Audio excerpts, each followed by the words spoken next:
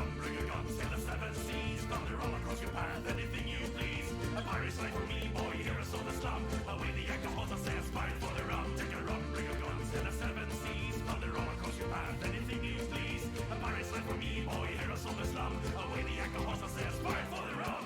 Heave away, rum. Heave away, heave away, rum. Heave away, heave away, rum. Heave away, heave away, rum. Heave away.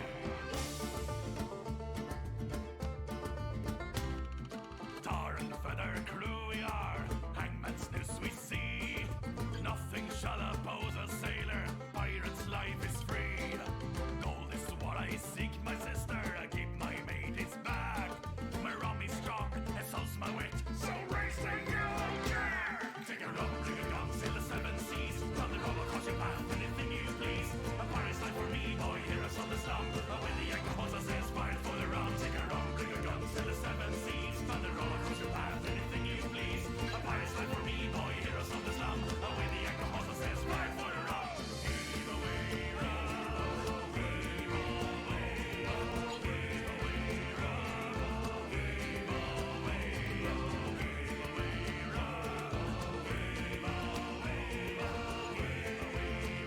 away, heave away, rum. Heave away. Tying the cross upon a map, sharpen up your blade. The crown will want our heads for this, their blood and more we wade. The treasure chest is full of rum, the pirates scream. The Royal Navy sails ashore. The can is rolling back. Take a rum, bring a gun, sail the seven seas. Brother, all across your path, anything you please. A pirate's life for me, boy, hear us on the slum. Away the alcohol says, fight for the rum. Take a rum, bring a gun, sail the seven seas. A rogue of talent is always welcome among us, and from what I have heard, you are skilled indeed.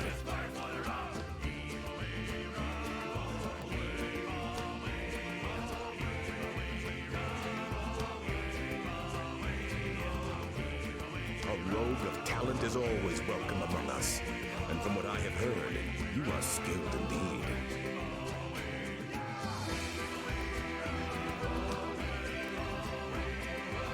A rogue of talent is always welcome among us, and from what I have heard, you are skilled indeed.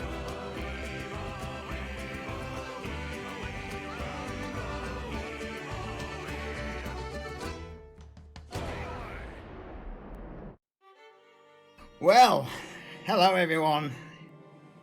Hello. How is everyone on this fine Sunday? I suppose I should flick over to a little bit of a scene, really, I guess. Again, happy Sunday, everyone. It's been 2 weeks. Quite a while. And, God blimey. D's coming in with his 31 month tier 3 resub. Thank you, buddy. Ends with a 9 month. Oh, what's the baby's name, my dude?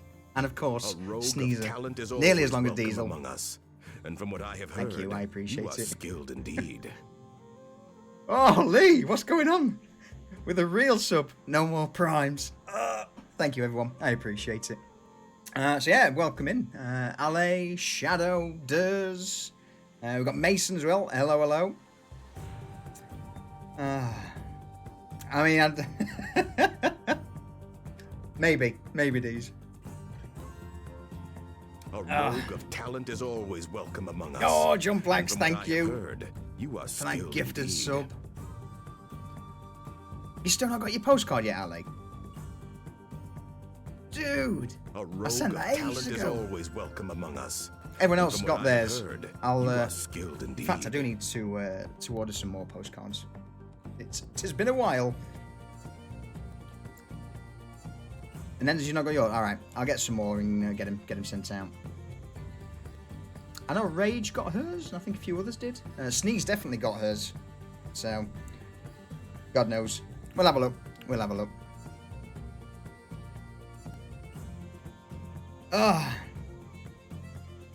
Moody got his as well. Yes. Oh, it's just Postman. In fact, Deez, it probably didn't even fit in your letterbox because it's full of everything, all the other shit. That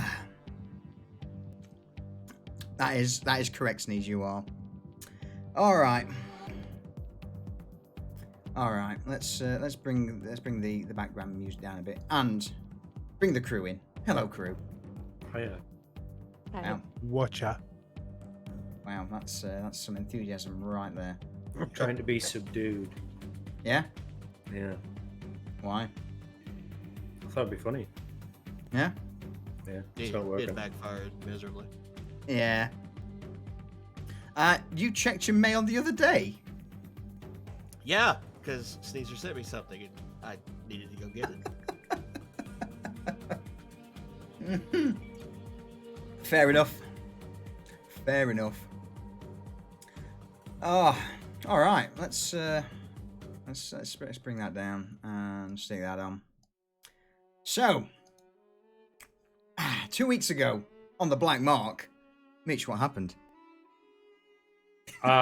Some stuff and things. Thanks for coming. No, last week. No, not last week. Last episode. We got tasked with killing an Umbrafang by Sutton, and we'd be handsomely rewarded for our efforts. We got a checklist of how to summon yon fishy fish. So we set off the task, and we needed some fish heads from Rudy, but he took that too literally and decided to fish them out of the fucking ocean instead of, just buying some fish heads from the fishmonger. Actually, speaking of, we sent him off to town with extra money, and we don't know what he came back with yet. Uh-huh. Right. Remember, chat. Remember that. And then we went to the pub. And we made the DM blush. You did? You're welcome. Garvash flipped some tables. Yeah. And Mitch keisted his gold up his prison wallet. I'm sorry, I don't remember that. Can you describe it for me in detail? No. It's worth a shot. It was definitely worth a shot. Yeah, and then we headed off to the east, or the southeast. Yeah. To the swamplands to hunt an Umbrafang, which was fucked. It was fucking massive. 8 bugger, fucking dissolved his armor and Hazel's armor, I do believe. It did. Not my armor, because I don't wear armor. You don't wear it, yeah. Start windmilling. It's all protection I need. And then we harvested the corpse of the Umbrafang. Got some goodies, and then we made way back to town, dragging the giant head of the Umbrafang as proof, and everything else was boxed up and ready to go. I think that pretty much sums up last session. Yeah. Yeah, it was basically made your way back to Luskan with various members of the crew, dragging the decapitated head of the Umbrafang through the main gates and sort of in through the south gate near the High Captain's Court. So, before we pick things up, any news, anything anyone wants to say or bring to the attention of the party? No. Well, in that case then, I guess we'll delve straight in. As you all begin to make your way through the southern gates of Luskan, a little bit of a trail of bodies with this giant head of the Umbrafang on a card. Various commoners, peasants begin to turn and look at you all. You begin to hear sort of mumbles. Many of the people of Luskan have never seen a creature this large paraded through the central streets of the city, and before you know it, as you make your way through the High Captain's court, you seem to have a little bit of a following. Wave bugger, go on. Booger looks around awkwardly and then raises his hand in the air with his hand cuffed and slowly waves all around him to the crowd. The fuck did you learn to wave?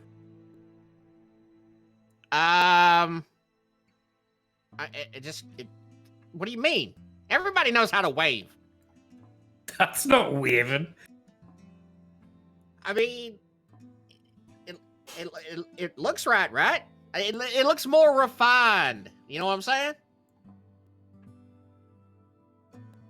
I mean, it looks something that begins with an R. Wow. Well, is there some sort of special way to wave? Garvash sort of slinks up behind Booger and pops his head over his shoulder. Yeah, Garvash. That's how the sophisticated people do it. Oh, as we sophisticated now. Well, hell yeah. What do you mean now? We've always been sophisticated. In response, Garvash looks to Booger and then looks at the crowd and raises a hand up and offers a slight wave in the same manner. Like There this. you go, Garvash. That's how you get the people to like you. Oh, That's how you get named queen. oh. Queen.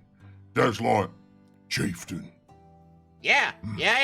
Queen Garvash. Queen Garvash. Yes, that has a good ring to it. But I follow you, Booger. So if I'm the queen, what are you? The royal jester, mate. I'm mocking you with my wave. I'm being funny. Garvash puts a hand to his chin and looks to Booger and just slowly nods.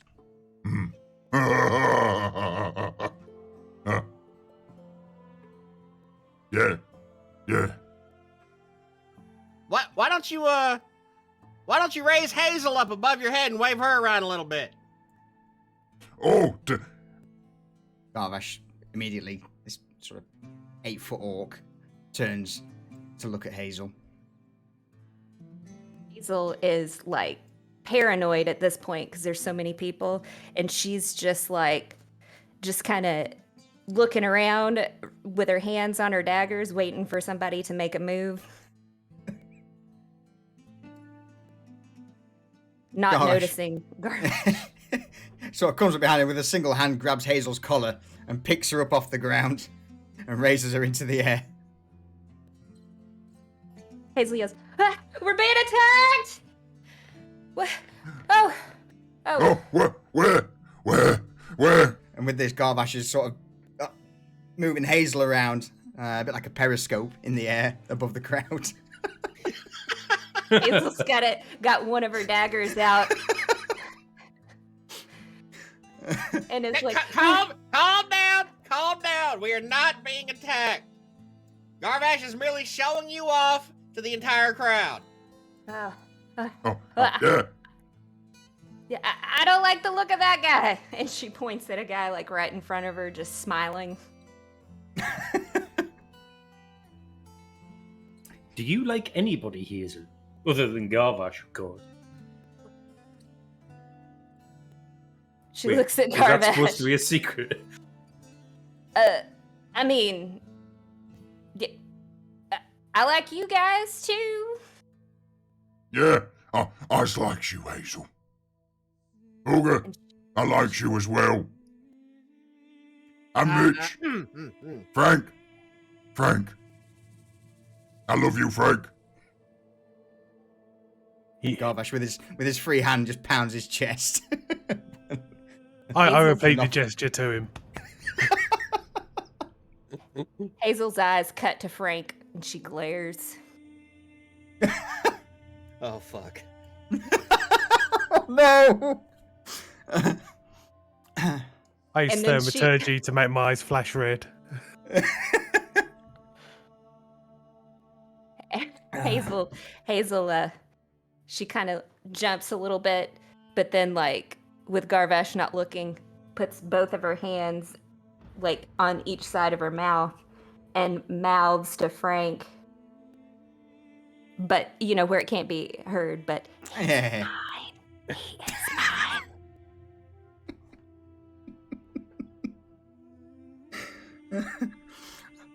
As it's going, Garvash just turns Hazel away as she's mouthing away and, you know, sort of showing her off to the crowd. And at this point, Glade steps up beside Frank and Mitch and Booger and looks at them and slowly mentions, "So, A rogue of talent is Well, always welcome among us. where And we from what I taking have this? heard, you are skilled indeed. Back to the ship. Glade offers a silent nod in response.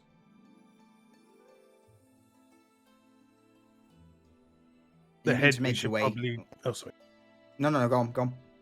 The head we should probably deliver to Sutton as to get our payment. Yeah, that's not a bad idea. That'd probably piss him right off. A giant fucking fish head right outside his fucking door. Right in the Leave it middle of his fucking courtyard. courtyard. Yeah. Yeah. Just turn the baggage train round, boys. We're going to ship curve train docks. Well, so by this point, over the last few days, Sutton has managed to reinstate the vast majority of Shipkirth in their original, their original holdings, alongside the host tower of the Arcane.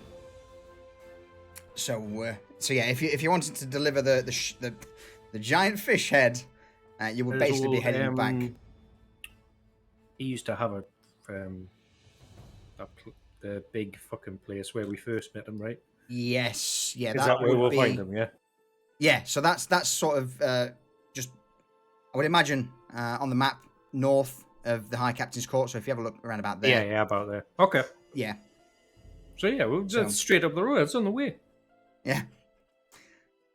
So with this, Let's get a proper parade going. Go on, get the fucking crowd going as well. Let's get some cheers in there so you can hear us coming. It's gonna be funny. Bigger, play him a tune on your flute.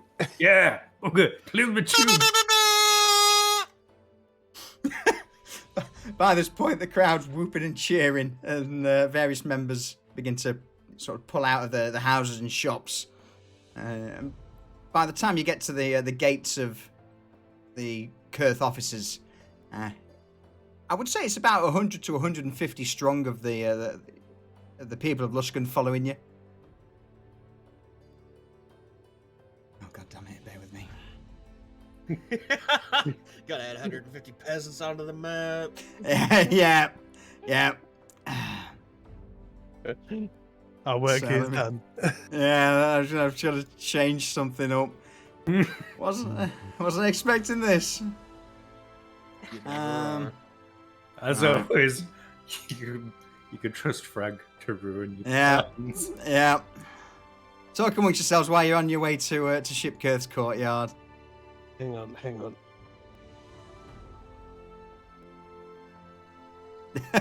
Yeah.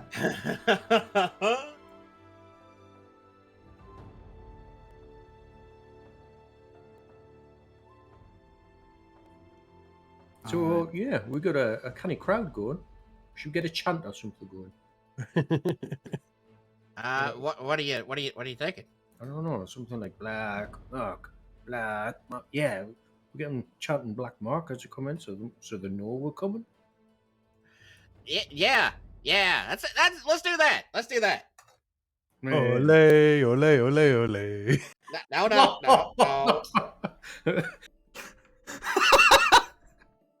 Oh. Sending big signals there, Frog. Yeah. Cause can we get like some of them to chant Hazel? No. Fine. Garbage. All right. Garbage, give us a Hazel chant. Hazel.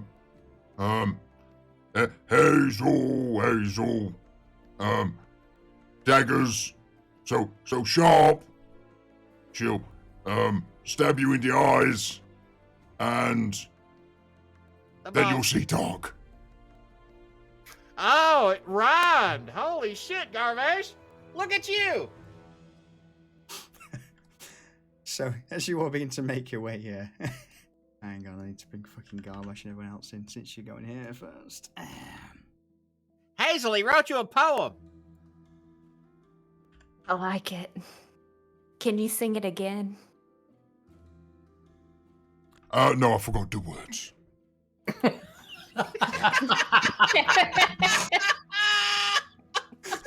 So, you all,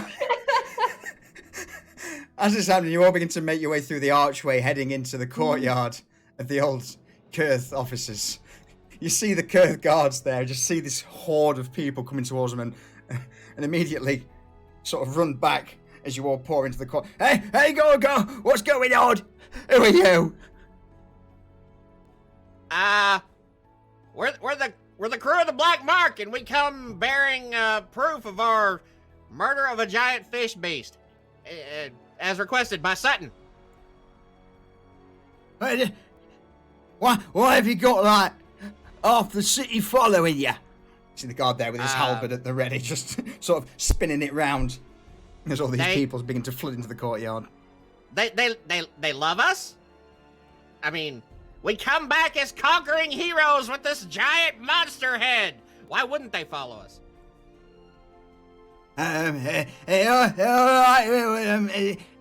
You say you want to see Sutton? Yeah, calm the fuck down and go get us Sutton. We're not here for a hostile takeover, for fuck's sake.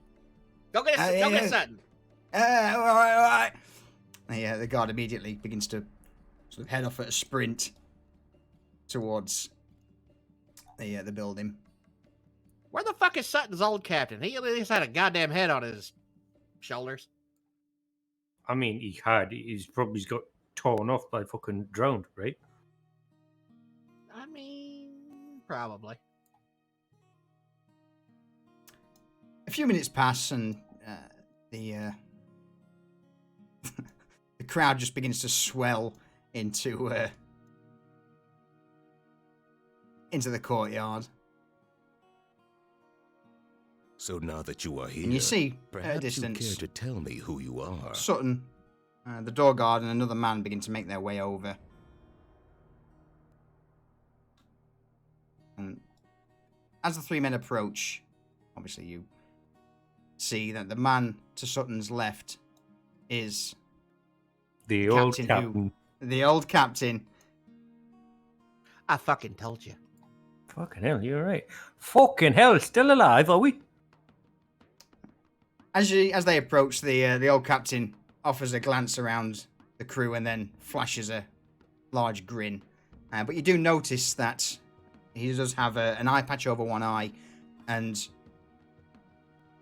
on his left arm, it seems to be more of like a prosthetic, like a wooden. I would almost say like a wooden arm, but it doesn't seem to be too crudely made. Something that would allow him to fight if need be. But again, he has suffered in the past. He slowly approaches. Well, now it's been a while since I last saw you in these halls. It's good to see you all again. Yeah, you too, mate. Yeah, we never thought we'd see you again, but look at you fucking tough old bastard. The guard captain smirks. Yeah, well, holding that corridor against the undead, we got pushed back in the end and, well, ended up having to barricade ourselves in one of the storerooms. Granted, and he holds up the prosthetic arm, the sort of wooden replacement. The bastards certainly had their fill, but I ain't dead yet. Well, that's always good to see. Good, Ben, thank you for that follow, mate. I appreciate it. As this is going on, Sutton looks between the guard captain and back to the crew. Yes, well, I'm glad to see that you're all on friendly terms. May I inquire as to what the hell is that thing over there? And Sutton points a shaky finger towards the giant severed head of the Umbrafang behind the party. What do you mean, what is that? That's what you sent us to kill! God, that thing is absolutely cute. Well, that's the reports didn't exactly state that it was that big. Yeah, it's big enough to fit us all in its fucking mouth at the same time if it wanted to. Lucky enough, it only put bugger in its mouth, so we're all right. Yeah, lucky. Garvash chimes in. Yeah, you should have seen it.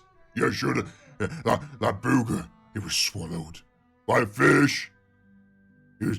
Look, smell him. Smell him. Yeah, Sutton, come on over here and smell me. Yeah, he smells wonderful, like fish guts and corroded metal. No, after our joining 3 damn days, I want to stay as far away from you as possible. Joining? The fuck you think we did for 3 days? Come on now. Yeah, well, I was tied to you for 3 damn days. I still haven't forgotten that booger. In some cultures, that's a wedding ceremony. Mm-hmm. No. Look, come on. Why are all these guards? Get rid of the bloody riffraff that have... Whoa, Sutton. Riffraff? These are our fans. They saw us coming through town with this giant beast head, and they wanted to raise us up as heroes. Not riffraff. This is it's our fan club. Yeah, all right, guys, pack it up. Crowd cheer. Pack up. In response, the various members of the peasantry and commoners of Luskan begin to slowly pull back at Mitch's word. Booger moves up next to Sutton. Now, Sutton, I understand that you ain't been back to Luskan, you ain't been in power here in a while, but if you want to maintain your position, you might not want to go around calling the peasantry riffraff. Let me a quick persuasion check. In fact, actually, before you do that, let me... talent is always welcome among us, and from what I have heard, fill up you some are space. skilled indeed. No, never mind. Public roll. And... Alright, there we go. Yeah, so roll me a... 16. Sutton looks to Booger and strokes his chin momentarily before offering a slow nod. Yes, you're right. It's been a while since I was here in Luskan, and I guess they are in a little bit more of dire straits than when I originally left, so my apologies. And with that, he turns to the crowd and offers a single nod, apologetically. Steel! Cheers, that 3 I know it hurts. Sorry, 31 month, tier 3 research. It hurts, but I'm right. But it happens more often than not. You might as well get used to it. Sutton grits his teeth at the comment. Yes, of course, yes. All right, Mitch. Let's see about some payment. We got a big ass head here. Yup. So, what can you do for us? Well, look, calm. Let's discuss this away from the citizens, rather than having it out here in the open. Booger gives him a thumbs up and a big nod. Fair enough. Captain Petrov, just get some men to move this fish head into. God, I don't know. What are we gonna? Look, just put it somewhere. Have it mounted on the wall. That's a badass fucking trophy. There's got to be a tanner somewhere in this town that can deal with it. Mm-hmm. The Kurth captain nods. I don't you worry about it. I will see it done. I'll make sure that it'll be displayed. You've certainly put your effort in killing this thing, so I'll get you a little plaque as well to put, the Black Marque, bring down the Umbra Fang of the swamps of Luskan, immortalized for the rest of days to come, eh? The guard captain winks towards Booger. I like it. Sutton turns and beckons the party to enter the Kurth offices. And as you make your way through the halls and various chambers, a lot of it familiar to you from the last time you were here many moons ago, and eventually come to Sutton's office. The old man circles around his desk, pulls his chair and sits, and then offers the crew to sit themselves. Bear in mind, there's only about 2 chairs in front of his desk at the moment. Booger just leans up against the wall. Mitch sits down. I don't give a fuck. Garvash just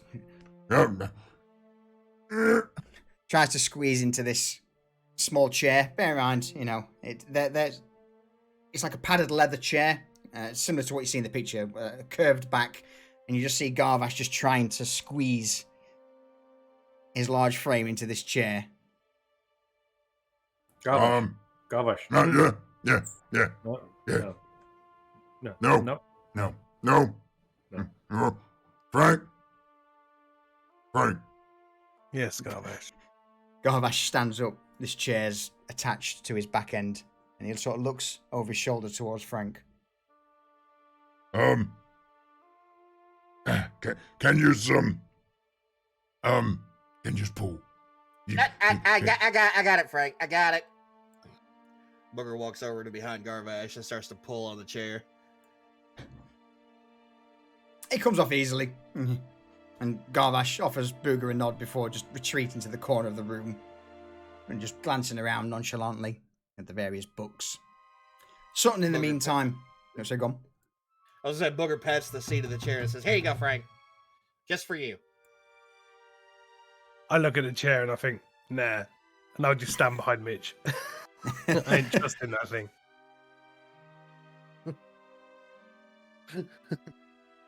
While this is going on, Sutton's just face palming. All right, so with that out, obviously you want some form of payment for this, so go on, lay it on me. What are your terms, your demands? All right, so we want some custom things crafted, and we want you to foot the bill for that. We have the products, so we have the resources. You just have to pay for the labor. Why do I get the impression this is going to be somewhat costly? Let's just say it's going to be easier signing away that money than it was fighting that thing. Okay, go on then. What is it you wish? Okay.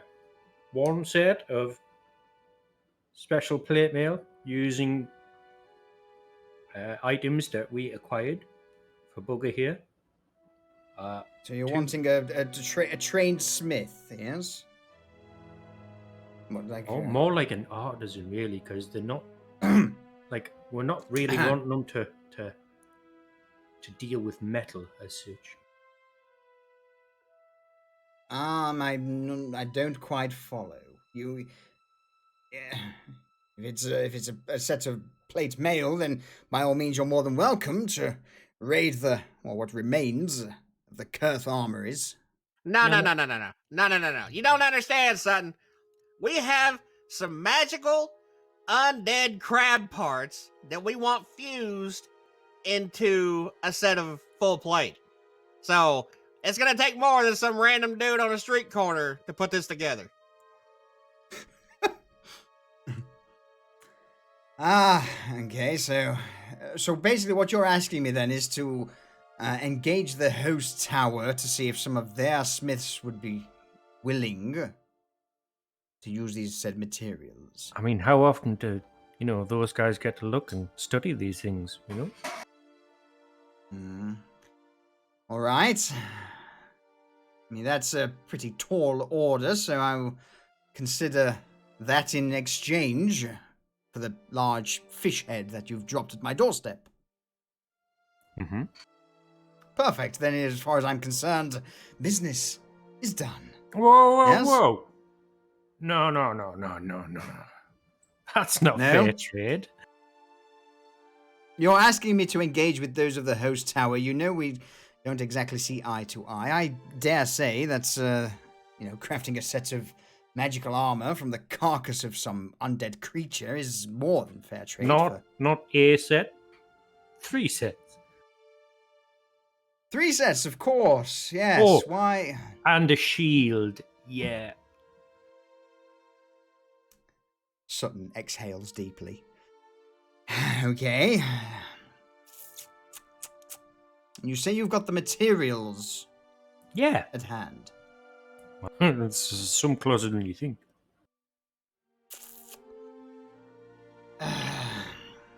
Fine. I will endeavor to get this done. I mean, bear in mind, this Umbra Fang has certainly been a nuisance. And I believe even the host tower themselves are somewhat appreciative of you removing this obstacle, so fine, leave it with me, I will get these. But that's it. That is it, no more.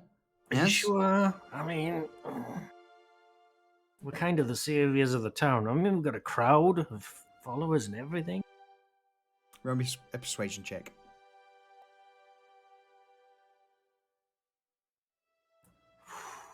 Persuasion.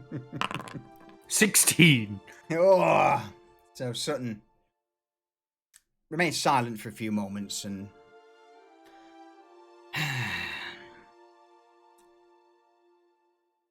look, as you may be aware, I don't exactly have a vast amount of funds available to me at this moment in time. Okay. But Never mind. Keep going. No. By all means, Booger, go on, speak your mind. No. Sutton leans back in his chair with a sly smirk and waves towards Booger. No, I insist. Go on. Okay, hold on. We're gonna exclude you from this conversation. Mitch, come here. Yep. At this If he- point, wait, before you Go on, guys do that, yeah, at this go on. point, Go on, Hazel. Hazel climbs up on top of one of the chairs that's empty and just stares at the guy so that she seems a little bit taller. Oh my god. Sutton sort of glances over towards Hazel, catches her eye for a split second, and then just looks away. And Hazel, you get the impression that he's trying his best not to look at you stood on this chair. So And she doesn't break gaze at all. She just continues. of course not. She creep stares him. Yeah. So Booger pulls Mitch off to the side and goes, Hey, Mitch. Listen, if he continues to be a cheap piece of shit about this, I imagine we can find a necromancer somewhere and put that motherfucker back in the swamp. Mitch just smiles, turns around, looks Sutton in the face, and he's like, I Go on. bet you're right, Bugger. A necromancer with a giant head could surely bring it back. We could just plop that thing right back there. What do you say? I bet he'd pay a pretty penny for a beast like that. That was my Ghostbusters reference, by the way. I approve. So Sutton's is sat there with his hands looped,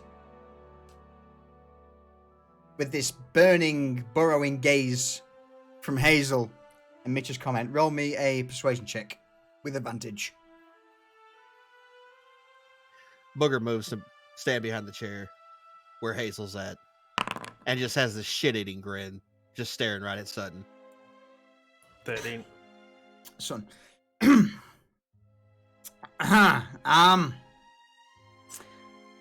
In light of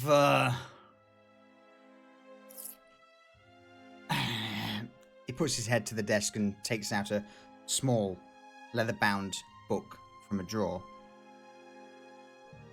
The room descends into silence for a few moments as Sutton, with a quill pen, begins to scribble in this book.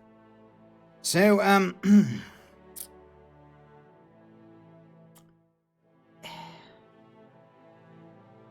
all right, fine. Look, we've got the funds available. The armors, shields. Consider it done. Booger claps Mitch on the back. See, Mitch? Bona fide businessman. Good at negotiations. Yep, not wrong.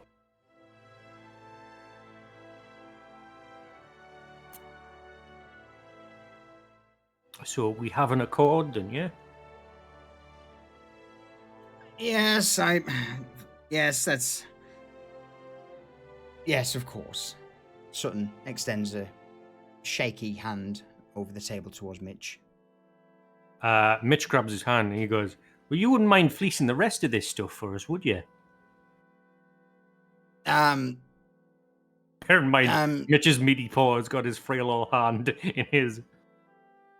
Of course. What else? What else do you wish? How about you use the profits from that, minus your own finder's fee, for selling the goods, to get us some ironwood. Some what now? Yeah, no. Yeah, you heard me right, ironwood.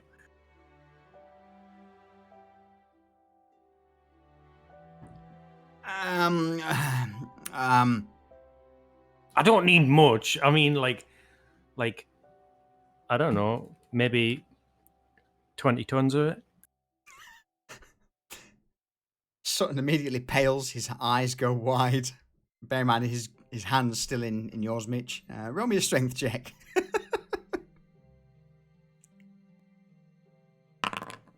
Sweaty. Is there anything you wish to do? I've just got a hold of him so tight that even if he had a sweaty palm, he couldn't recoil from me. And I just slowly pull him closer. Yeah? I'm not entirely sure Luskin has that amount of wood, but... consider it done. Yes, consider it done. And with my spare hand, I pat him on the shoulder. There you go. That wasn't so hard now, was it?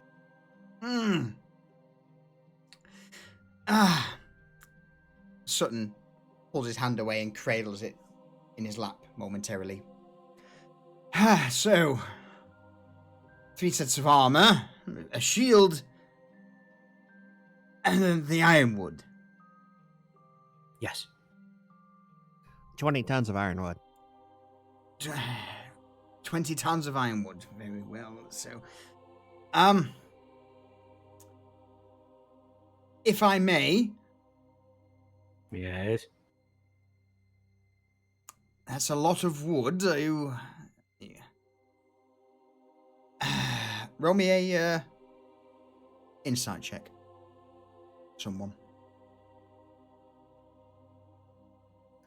I'll do it. Okay.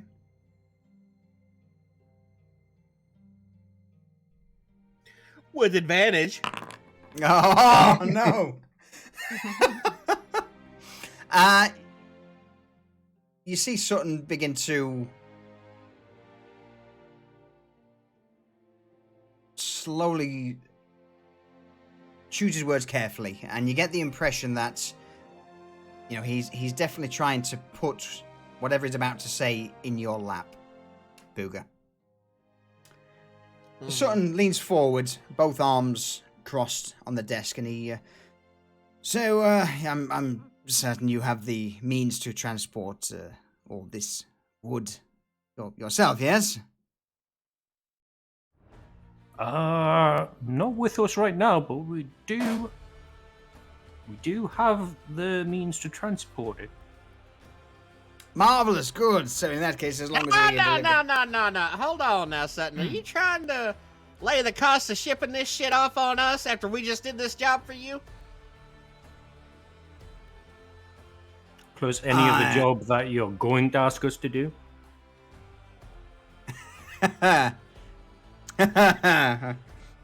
Sutton pauses.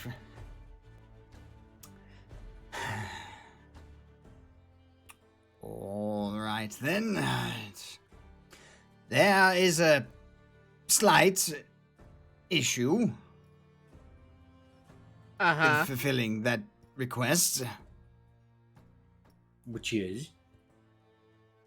Well, and with that, Sutton again opens his drawer and takes out a piece of parchment, lays it on his desk, and slides it over towards Mitch. Mitch puts a grubby finger on it and drags it closer and spins it round. This is the report from the docks, the warehouses down on Dragon Beach, and if you scan through to the 4th paragraph and have a quick read, for those who haven't got it in front of you, I will give you a little bit of a lowdown.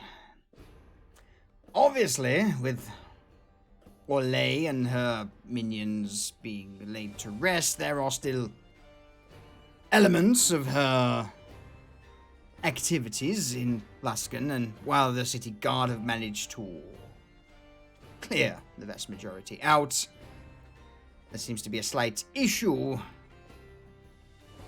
in a few of the warehouses, and sadly the one where we keep most of our raw materials, and of course the ironwood being one.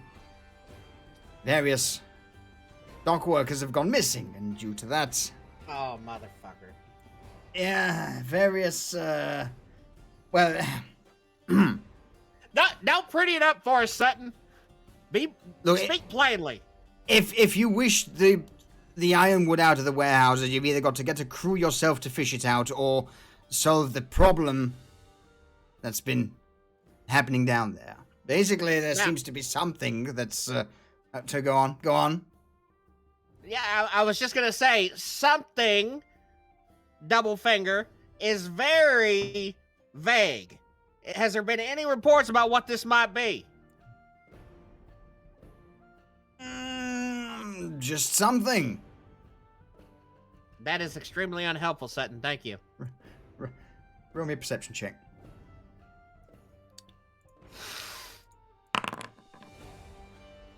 12. You see Sutton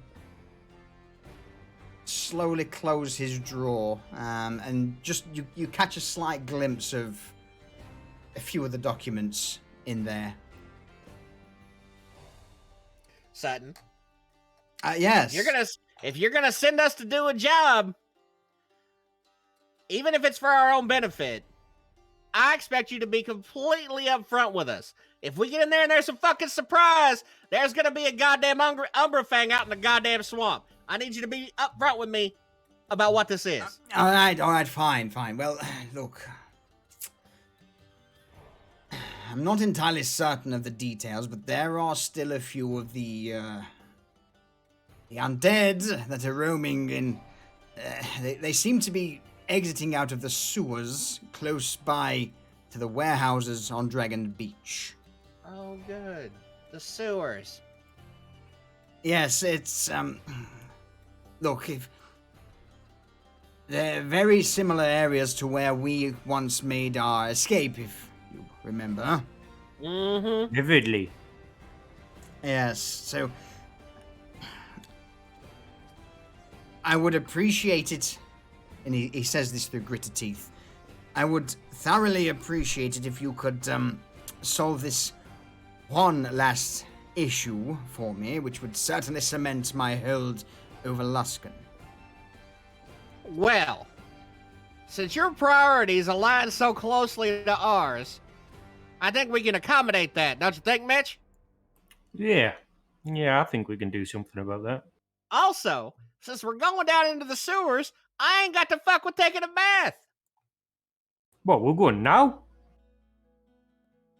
I mean, sooner done the better, right? I guess you already do smell like shit. Yeah, exactly. I mean, do you not want a little rest before you go down there? I mean, I could use a nap probably. Maybe. How about we go back to the ship, have a meal and a good night's sleep, and we'll do it first thing in the morning. Long as I don't have to take a bath. Garvash just starts. Yeah, you smell fresh to me. See? Garvash says I smell fine. It must be okay. You know Garvash's nose is just for show, right? Absolutely. Glade's at the back of the room, sort of leaning against the door frame, and you just notice her just roll her eyes. She what? You cut off. She rolls her eyes in response. Listen, Glade, there's always extra room in my hammock. Just come on if you like it. Pass, thank you. I thought you might. I wouldn't have said it otherwise. Wow! You just see Glade just points like a finger gun towards Booger, and she goes, pow. Oh, And then smirks. feisty. I think that's as close to flirting as I've ever seen.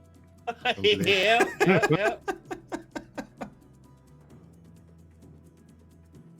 So, if that is all, I think I'm good here, Mitch. Yeah, I think we're good. I'm sure I'll think of something after we've dealt with this. Yeah, I mean, we'll give Sutton a nice discount as we're getting our wood out of this as well. But we'll talk more about what we're gonna get after we've dealt with this problem. yes, of course. I mean, unforeseen matters. You don't know what's down there. There could be a giant fucking terrapin. What? Yeah. Well, look, should you see some giant terrapin down in the sewers, by all means, bring me the shell. I would make a new decanter out of it, I guess. Oh. I like that, son. You got some style. Ain't nothing like pouring some whiskey out of a fucking turtle shell. Terrapin, but yes, of course. Listen. They both got shells. They're both slimy and stinky, and they got the fucking heads that come in. It's the same goddamn animal. Fuck, Sutton. Why you gotta overcomplicate shit? Well, look, I'm... Captain. Captain Petrov enters, looks around, and... yes, what can I do for you, Ambassador? Escort our friends here out to, We're done, yes? We're done? So, Yeah, towards yeah, Mitch we're and done. Frank. For now. For now, yes, of course, for now. I look forward to seeing you in a few days when you bring me more... Things to pay us for. Yes, Papa. yes, of course. More gold from the coffers of Kurth. Just remember something, we've never failed you before. Yeah, our track record's pretty fucking. Yes, it is, and It might not be comfortable, Sutton, but we come through. you see him begrudgingly look towards Booger and offers a single nod. As difficult as it is for me to say, yes, you're not wrong. Wish you luck on this little excursion into the sewers. I'll see you when this is complete. See you in a few days, Sutton. Booger starts to kind of herd people out of Sutton's office. And as he's walking out, he nudges Mitch on the shoulder and goes, "He misses me, Mitch." No doubt. No, I bloody well do not. Get out of my office. He's got some good ass ears for an old fucker.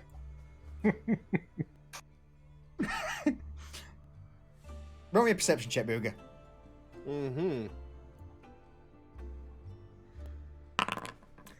As you turn to leave, you notice a very slight smirk on Sutton's lips as he turns his head towards the various books on his desk.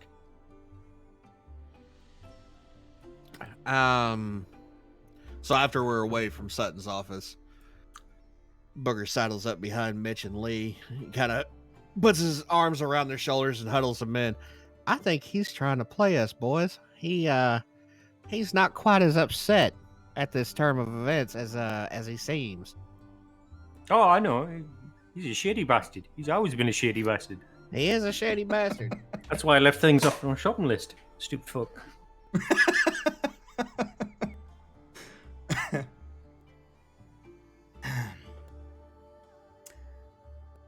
As you All need to right, make your way let's- through... Oh, sorry, go on. I was gonna say, let's go get Rudy to cook us up a meal. Let's get some sleep.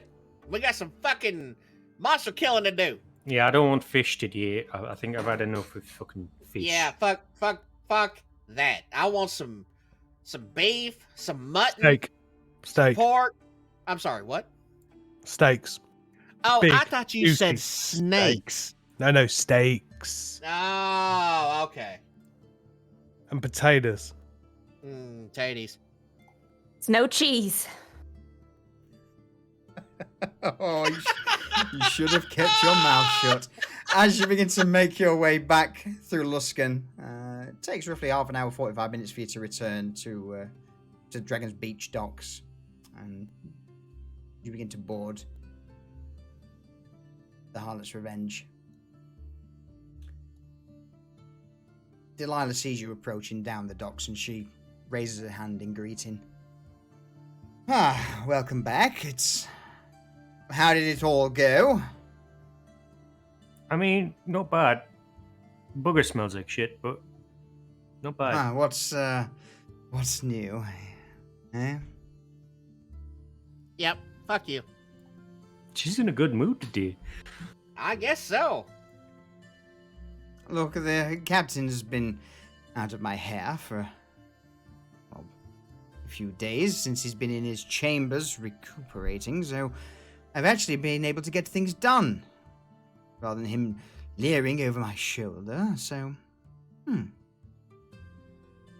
how did it all go with Sutton? Pretty good. We got just about everything we asked for. One more job to do. One Always more another job to do. Yep. Always, yes. You know, All right. once we leave, who's he gonna get to do all these fucking jobs for? The one-armed captain? Aye, alright.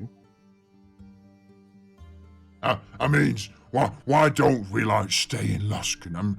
Cause like Sutton, he has lots of jobs, and he can pay us.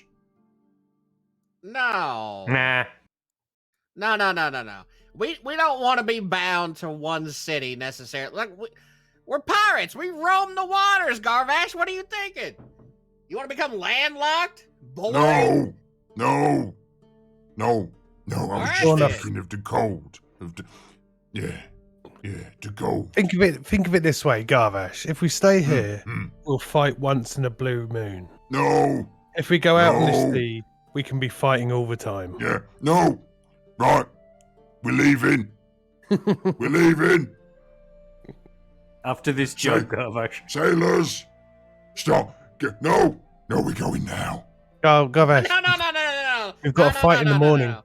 We've got a Yeah, fight in the morning, Garvash. We have a guaranteed No. fight in the morning, Garvash. Go. I'm ready. Who we're fighting? I wasn't listening to the bald man.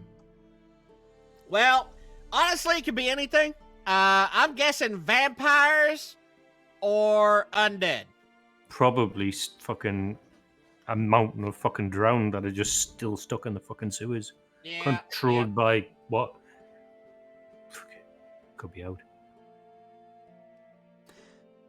Regardless, Garvash, there will be plenty of things to kill, and it will Yeah. be messy and fun. I'm hungry. Yeah, us too. Rudy! You hear a shout from below. What's the matter? Hey, Mitch, is that you? Yeah, mate, can we have some steak and tatties for evening meal? And don't forget to add the cheese. Yeah, No! I like extra cheese on my tatties, Rudy. Damn it, Shadow. Rudy makes his way to top deck, and you see him in his usual cooking attire, which is basically nothing apart from his apron.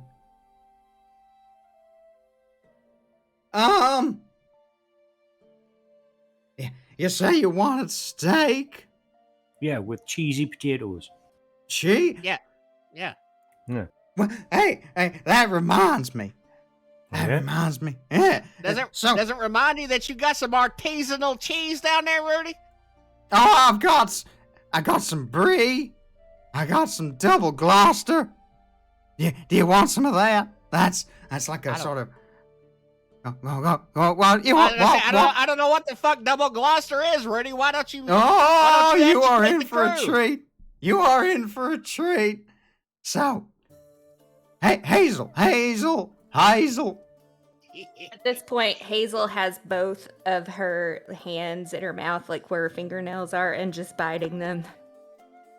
You remember that cheese that I fed to you like 2 weeks ago? The one that was really sort of tangy, had a bit of a bite to it. I can't get that out of my head. There's that one. Now, why don't you tell the boys what it's like? I'm gonna go below there and start cooking. You good man, Rudy. You good I man. can't take it anymore. So Hazel, what's this double Gloucester cheese he's talking about? Yeah, I dish don't of cheddar. It's all cheese. There's 1,500 types of cheese. He's fed me so many cheeses. I don't know what cheese he's talking about. They've all been terrible. You don't like cheese? Not his cheese.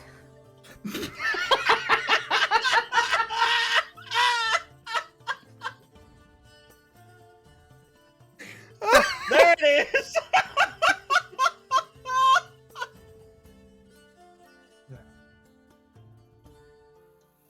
I'll give you guys a minute. Oh. And we're an We're hour good into there. the session, everyone. Yeah.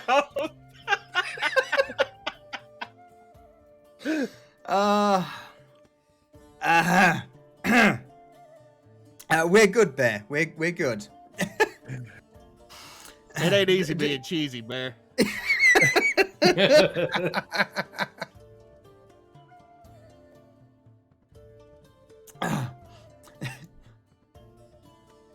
I like cheese. Garvash just licks his lips, looking around. Hey,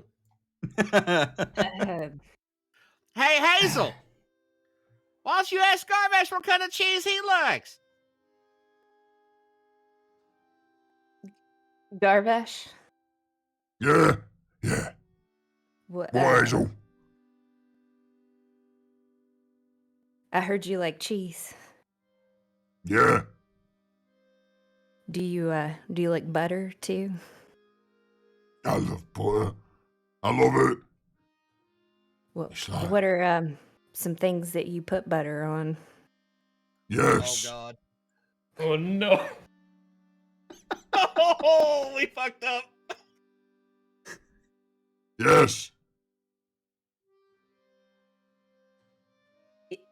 Yes, like everything? Yeah. It's on everything. Because we don't get it very often. Rudy doesn't get it out of the larder that often, so when he does, it goes on everything. She shudders a little bit. I'll get you some butter, Garvash. Yeah.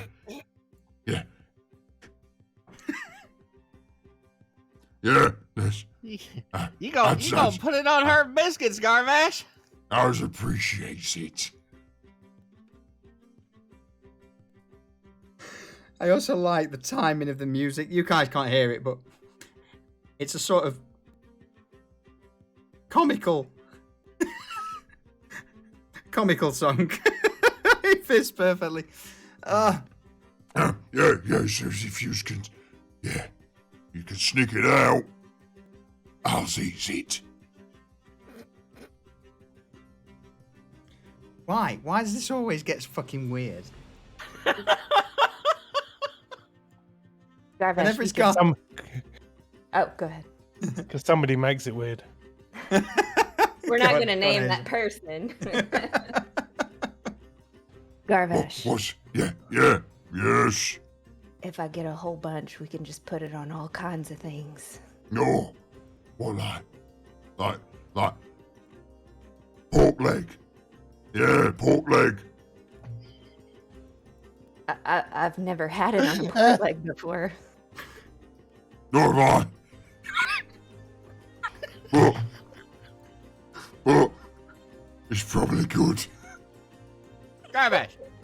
Yeah, booger, yeah. You know what butter goes great on? Go on. What? Buns. Oh. What's a bun? It's this round, doughy type thing, and you just Spread it on. That long, just like spread it everywhere. all over it and lick it off. Yeah, that sounds good. Or clams. Oh. Buttered clams. Oh, butter See, when's I was aboard the Orc ships, we used to like toss a net into those waters.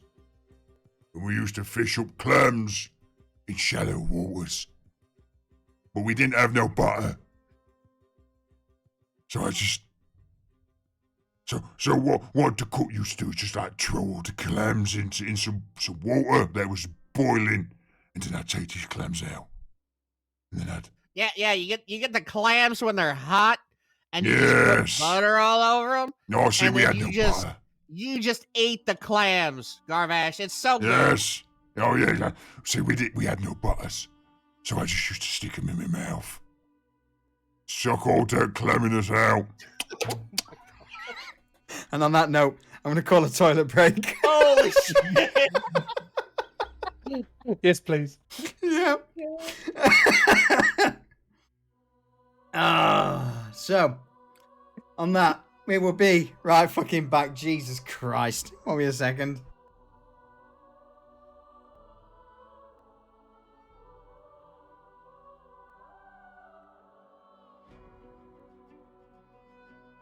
In fact, I am going to try something very quickly. I'm going to see if we can get Phoenix with his pirate hat on.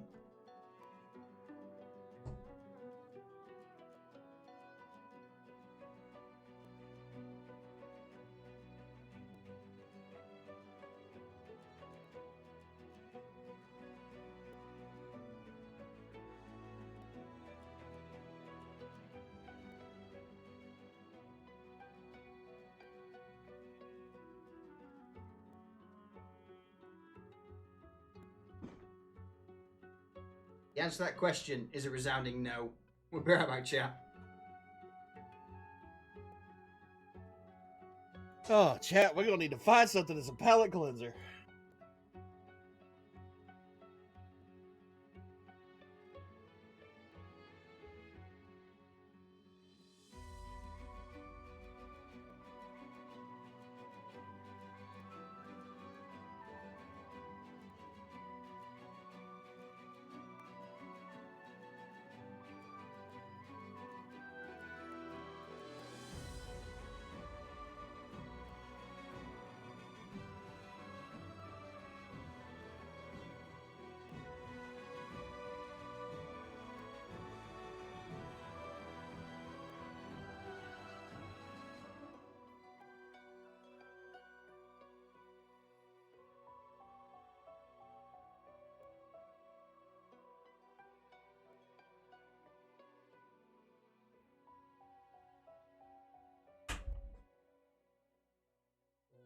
All right.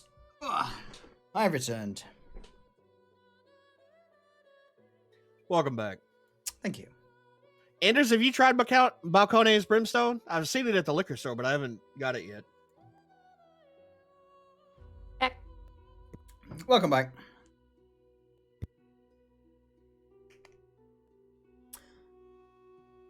Did It you have is fun with that divinity. session? No. You laughed your ass off, motherfucker. Don't lie. I tried to get Phoenix on webcam with his pirate hat on, but he was having none of it. Oh. It'll be He- super cute whenever he gets used to it, maybe. I will try. I will try. Yes, Steel. It's 7 to 7:30 p.m. I believe. Yeah, it's fucked right now. It's earlier than it should be. Really? Yeah. I'm back. Welcome back. I'll give it a whirl next time I go to liquor store, Anders. I'll let you know.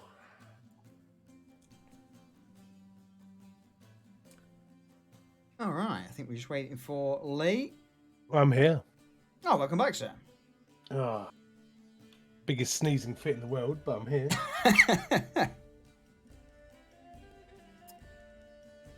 So over the remaining evening, Rudy cooks a large plethora of dishes for the crew, ranging from boiled clams to steaks.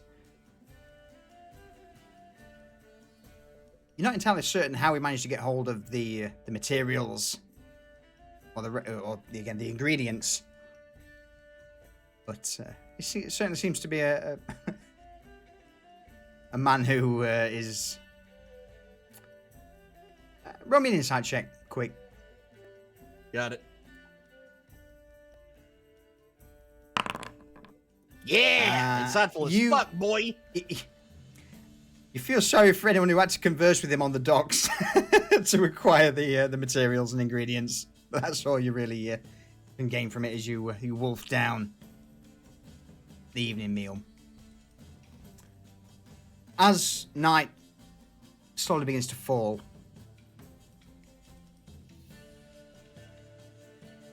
what are you all up to this evening? Preparing for the excursion tomorrow. Mitch is doodling. Doing like schematics and stuff he wants to build with the ironwood and shit. Okay. Booger's laying in bed scratching his balls with pecan pie. You're scratching your balls with a warhammer. Yep.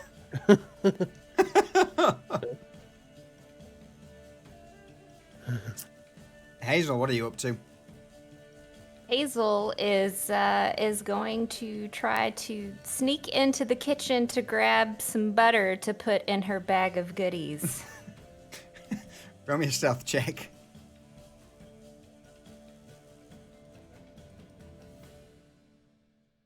One. Natural one. 17. 17. All right. Explain to me what you're doing. So bear in mind at the moment in time, Rudy and Arvid would still be in the kitchen. Are they like, what are they doing? Or am I telling you that? At the moment, Arvid is assisting Rudy in taking inventory of the ship's stocks. So there's, in the kitchen, there seems to be a larder off to the side, and both of them are in there at the moment. Just Rudy's there with a notepad, while Arvid calls out what food is on the shelves. So from my time in the kitchen, I would know exactly where the butter is. Yes. Okay. It's in the same larder where Rudy and Arvid currently are taking inventory of the ship's food. So Hazel's going to try to sneak in, but using the barrels and the items on the side of the wall to be stealthy, to try to get closer. Which you easily managed to do. You managed to get within sort of a meter or two of the entrance to the larder without Arvid or Rudy taking notice. You managed to overhear a little bit of conversation. It's typical stuff. You know, how many steaks are... Arvid, how many steaks we got left? Arvid calls out, 1, 2, 5. We've got 5. We've got 5 steaks left. No, 4. We got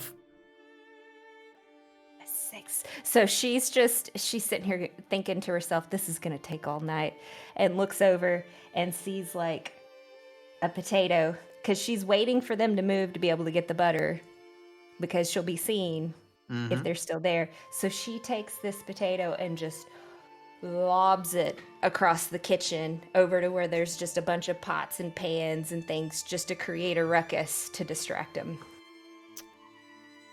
Roll me a quick... Let's go for... performance check. Oh, sleight of hand. No, sorry, let's go for sleight of hand. All right.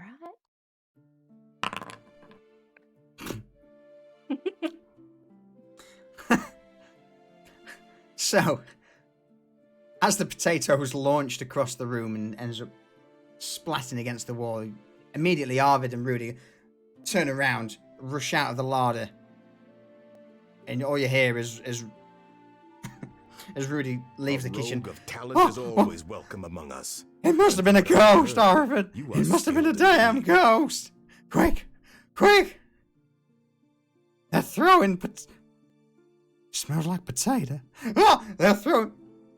And with that, Arvid and Rudy begin to search around the far side of the kitchen before leaving to see where this potato crashed to. I hate you, Blackbird. While they're distracted before Blackbird's part of the ship, Hazel grabs every single bit of the butter that was there and sneaks out. Okay. So as you slip into the larder and begin to stack these blocks of butter, make your way out, again hiding behind the barrels and crates, you hear Arvid just, Rudy, I don't think that was a potato. That sounds like... Can you hear it? No, I can't hear. What is it, Arvid?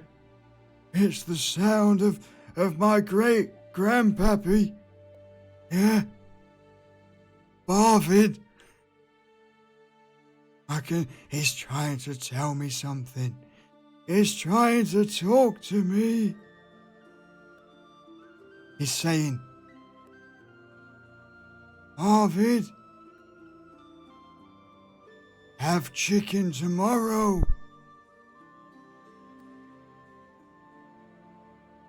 And that's all you hear, Hazel, as you leave the kitchen.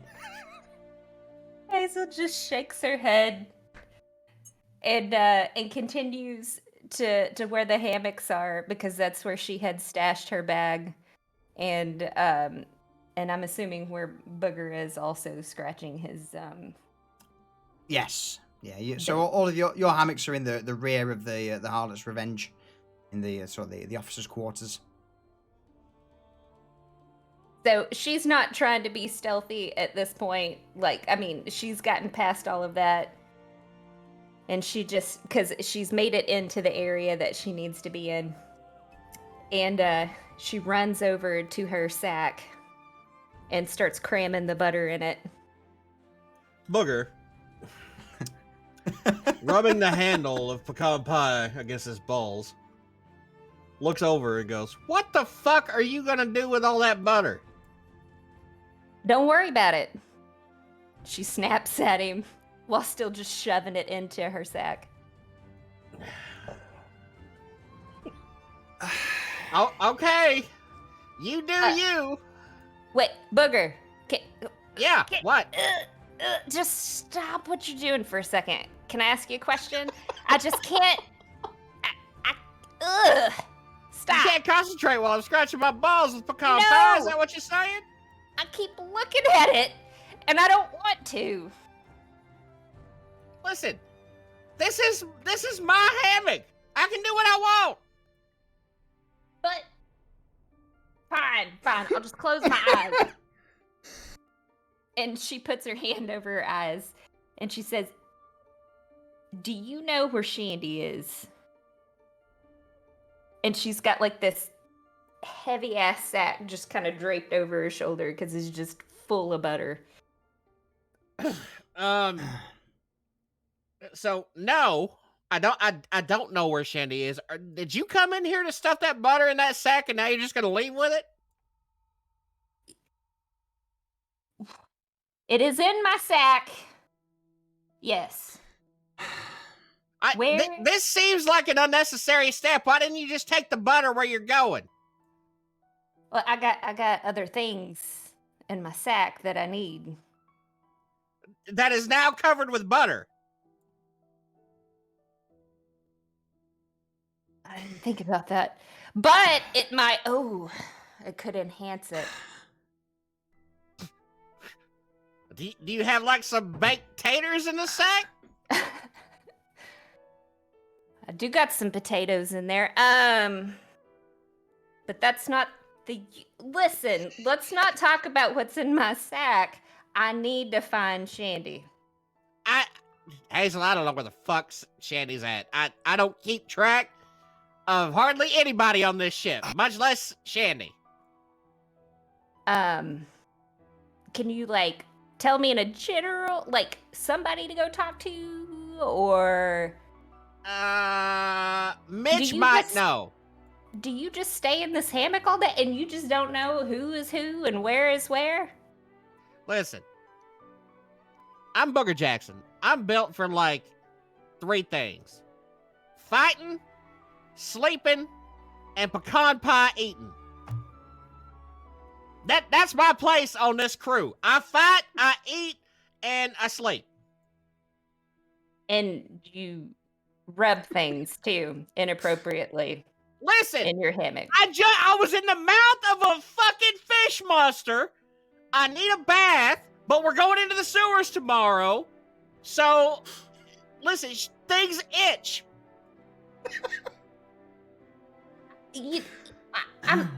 I'm running out of time. I'm done talking with you. I'm gonna go find Mitch.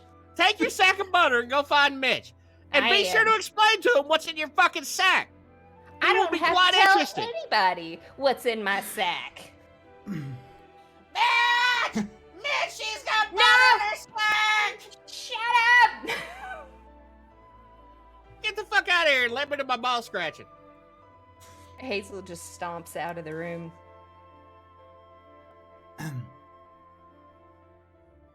Mitch, where are you at the moment? I'm on deck. Kind of just stood there bemused, like, did he say butter? Whatever. So yeah, I'm just on the main deck. Okay, Hazel. What she's gonna like kind of peer out to see who's around him. The vast majority just seem to be generic members of the crew. You don't seem to see Garvash or Shandy or any one of the officers. She feels confident, that like if anybody says anything, they're pretty scared of her. If not, she'll stab one of them. So she just walks right up to Mitch. Hey. Hi. What? She kind of like repositions her heavy sack. You going somewhere? Kinda. Do you know where Shandy's at? Probably having a disease removed from the clerk roundabout now. I don't know. And where would that be? Bottom deck. Men gun deck, front of the ship. Okay, thank you. She just trots off. As you make your way down into the lower decks, into the gun deck, you find Shandy just posted up in her hammock, her feet crossed. As she looks over at the doorway with Hazelwood there. Hello?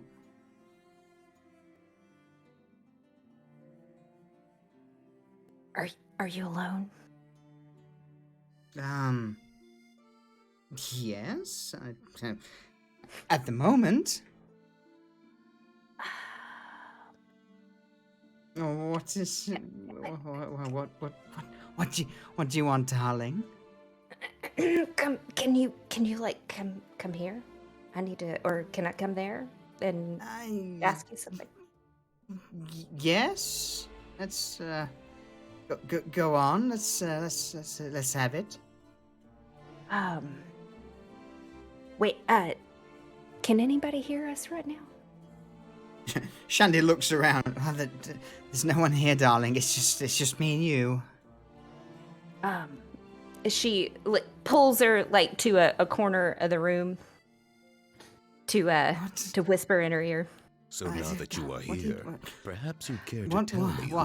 What do you need help with? What? I have a question for you. Oh, all right. Well, I'm all ears. What do you need to know? Well, I mean, this isn't the question. I mean, I have like a few questions. Are you doing anything right now? No, Hazel's I'm frantically looking around. Shandy holding just her points. bag real tight. She just points to the hammock. No, I was actually planning on, getting some sleep, but yeah, obviously not. So, what is it? Well, I need some help. What kind of help?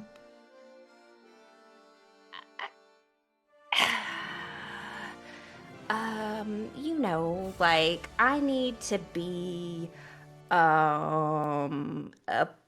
appealing. And she makes like this kind of like motion towards Shandy that's like this hourglass like motion. I mean, Right. And taller.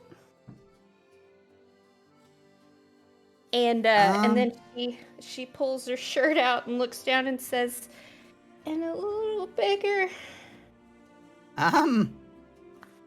This is going to take some time. Okay. Well, what is it for?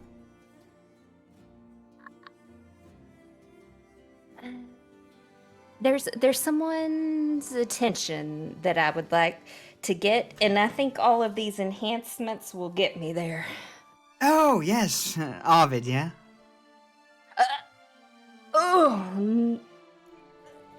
She like almost vomits in her mouth. No. Oh God, no. Rudy, yeah? Rudy, absolutely not. Are you serious? The next time I see Rudy, and she just just fists are balling. And she says, I'm just gonna shove cheese up his ass. Straight up it. All right. Listen. Listen, it doesn't matter who it is. Can you help me? Mitch said like a few, like, I don't even know how long it was ago, but that you could probably help me become appealing. You know what I'm saying? Fine. Well, look, come here. Let's see what we can do. God damn it. Oh, dear. So, over the span of a few hours, things happen in Shandy's quarters with Hazel. Phrasing. Yeah, phrase indeed. Expand upon that. Yeah. I did, Lee. I did. Shandy and Hazel go into a little bit of a sort of makeover mode. Again, this is, I would imagine you all are not, certainly not aware of this. But as morning rises, Hazel leaves Shandy's quarters with a little bit of a spring in her step, and seeming a little bit happier.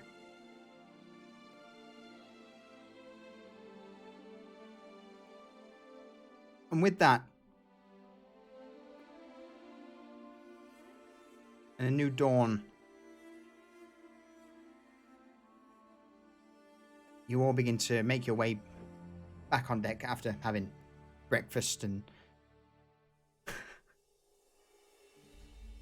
you met with Delilah, and she looks at the crew. Good morning. May I inquire as to why you are all awake so early? Is it this task for Sutton? Well, there's a couple things, Delilah. Yeah, A, we got a job to do. B, I mean, I don't know completely what you do around here. I know it has to do with the books and money. I just would like to raise a complaint that there was no butter on my eggs this morning. Yeah, what's about that? I had none for my fucking toast either. This is bullshit. Well, the captain's currently, he's still recovering. We all know the captain doesn't do shit. The Captain ain't got shit to do with butter, Delilah, but you might. All right, You well, manage hang on. to coin hang on. around here. Look, Rudy, get up here. Rudy begins to make his way top deck. Morning, Rudy, Delilah. What happened to the butter? I don't know. What do you mean you don't know? Do you manage the kitchen or don't you manage the kitchen? I had I 10 wanted some butter on my goddamn eggs this morning, Rudy. Look, I had 10 sticks of butter. I counted them yesterday. And now they're all gone. Somebody has been stealing butter on this goddamn ship. And without trying to gather anybody's attention, Booger kind of side-eyeball fucks the shit out of Hazel. And at this point, What do you the light want? hits Hazel not just paying me to right, have a and it conversation. looks like she has just Thank you, covered her Jedi. body I appreciate and head it. to toe in some kind of oil. No!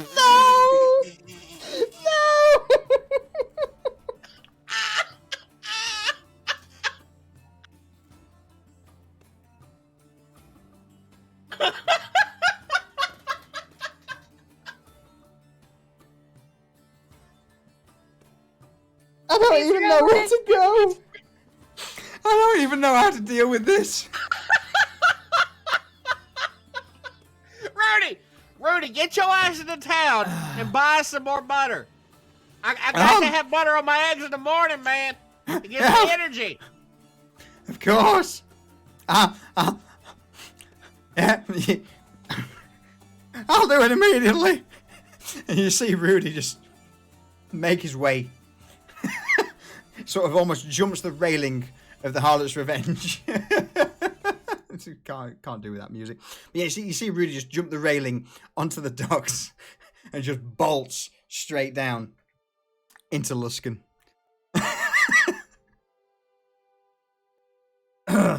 There we go, crew. Problem solved. We will have more butter soon, hopefully. And hopefully, Booger side eyeballs Hazel again.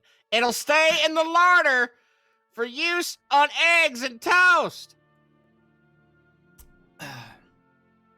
Hazel just kind of like shrugs, like, I don't know what you're talking about.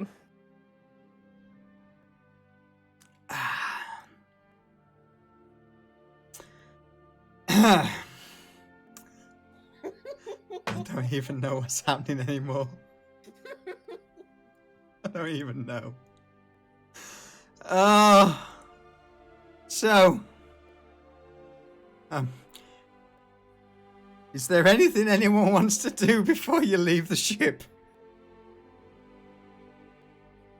I want to butter my goddamn biscuit. There is no butter. Sorry. There is no butter on the ship. Oh, yes, there is. You could just walk over to Hazel and slap. Slap her with a slice of toast. Stop that thought right there.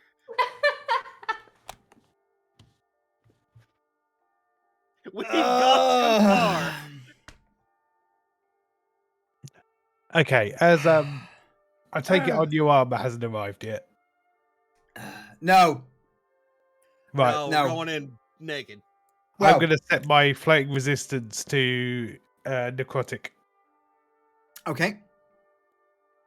Smart.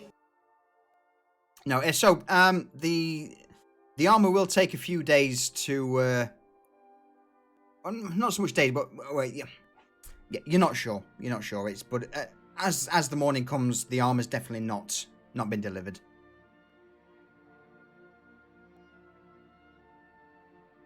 All right, Mitch.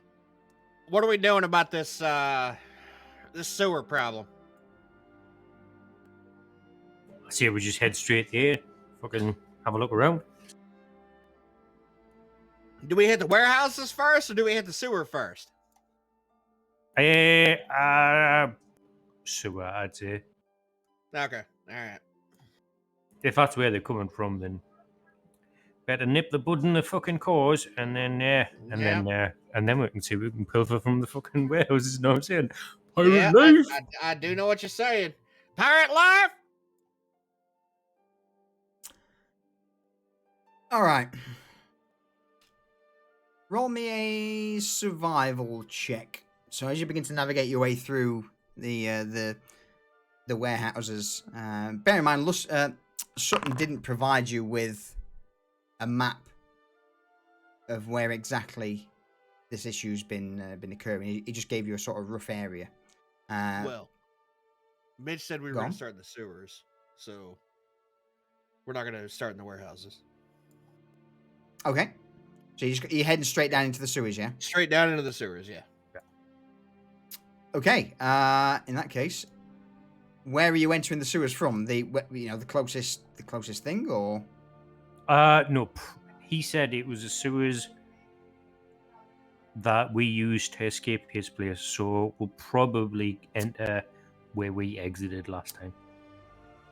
Okay, in that case then, ignore that. Let me bring you to here.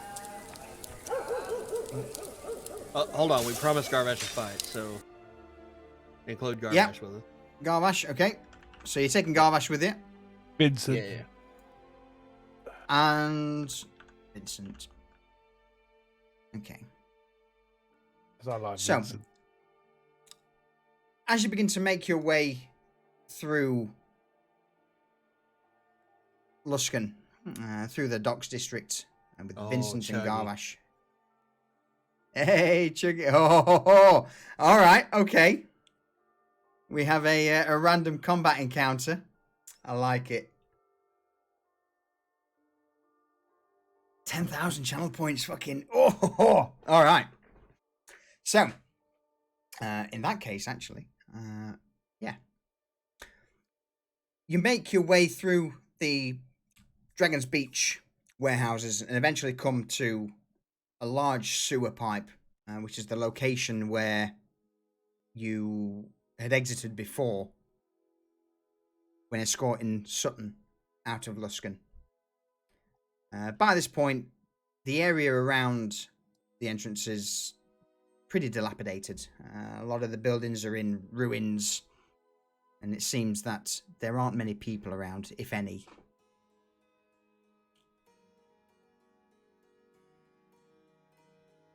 Okay. I'm just gonna head straight in. As you begin to move closer to the entrance to the sewer, roll me a quick perception check. 14. 14. You're immediately assailed by the smell of decaying flesh. And as you look down at the sewage flowing out of the pipe, you begin to notice tinges of red, and coagulated and dried, or, well, not so much dried, but sort of old blood flowing out of the sewage pipe. Mitch, I'm glad I didn't bother with a bath. Yep. That's fucking rank. Looks like we found the place, though. Yep. You just want to deep dick it? Go right in? You I see Go on. just the slight outline of a large creature behind the broken bars of the sewage pipe. I'm going in, Mitch. Booger inches closer to the grate to get a closer look at whatever the fuck is behind it. Roll me a perception check.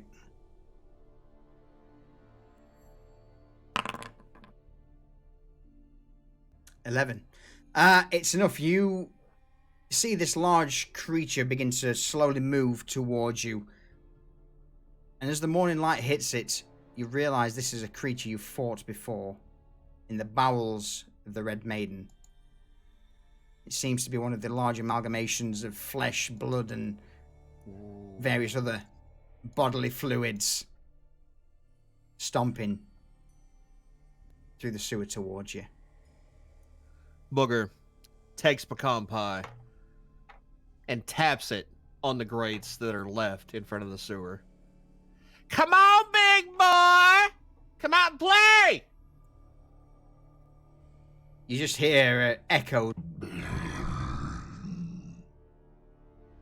as this large creature, this corpse mound, steps out into the light.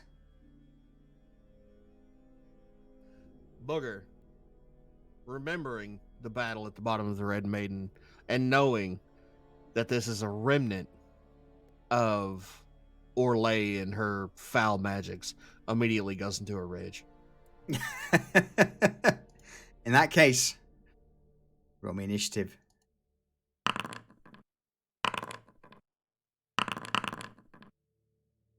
Oh. All right. Booger. By the way, solution, your rolls are in public. I don't know if you mean for that to happen, but just FYI. So they are. There we go. Okay. Go for Ignore it. Kelton's initiative. Okay, Yeah. that's fine. Booger immediately tightens his grip on pecan pie Mm-hmm. and goes in swinging.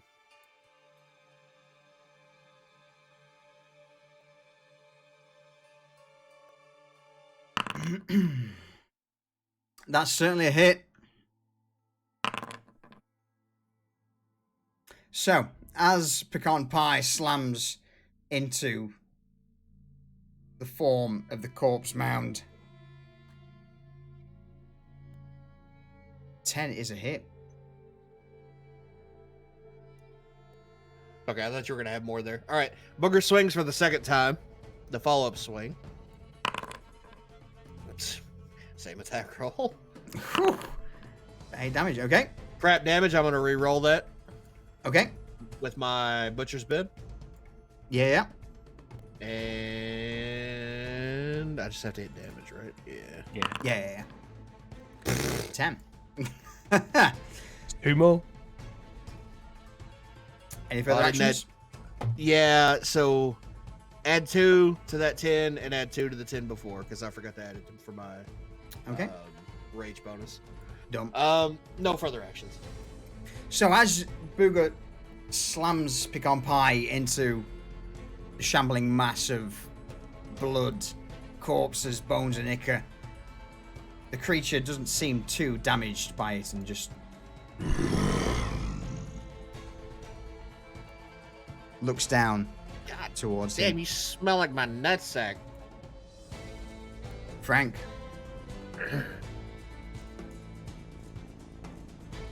I mean, you've got 2 guesses what I'm going to do, but you're not going to need 2. So I start blasting. I mean, you know me too well. 16's a hit. 12 damage. And I'll have another go. Yeah. I think that hits. I'm not sure. Certainly but does. I think it does. Oh, that's terrible. Oh, so Booger, you see these 2 blasts hit the corpse mound in the face from Frank behind, and various fluids are just spread over the area. Yeah, It's still not covered enough. me with bloody goo. It's still not enough to bring the creature down. Any further actions, Frank? No, I'm fine, thank you. Hazel, over to you. Hazel, seeing this grotesque creature, is going to run up to it. Okay. And let's see here, 30, 35. And then she's going to use Boarding Strike on Okay. it. Let's see if I can move her real quick.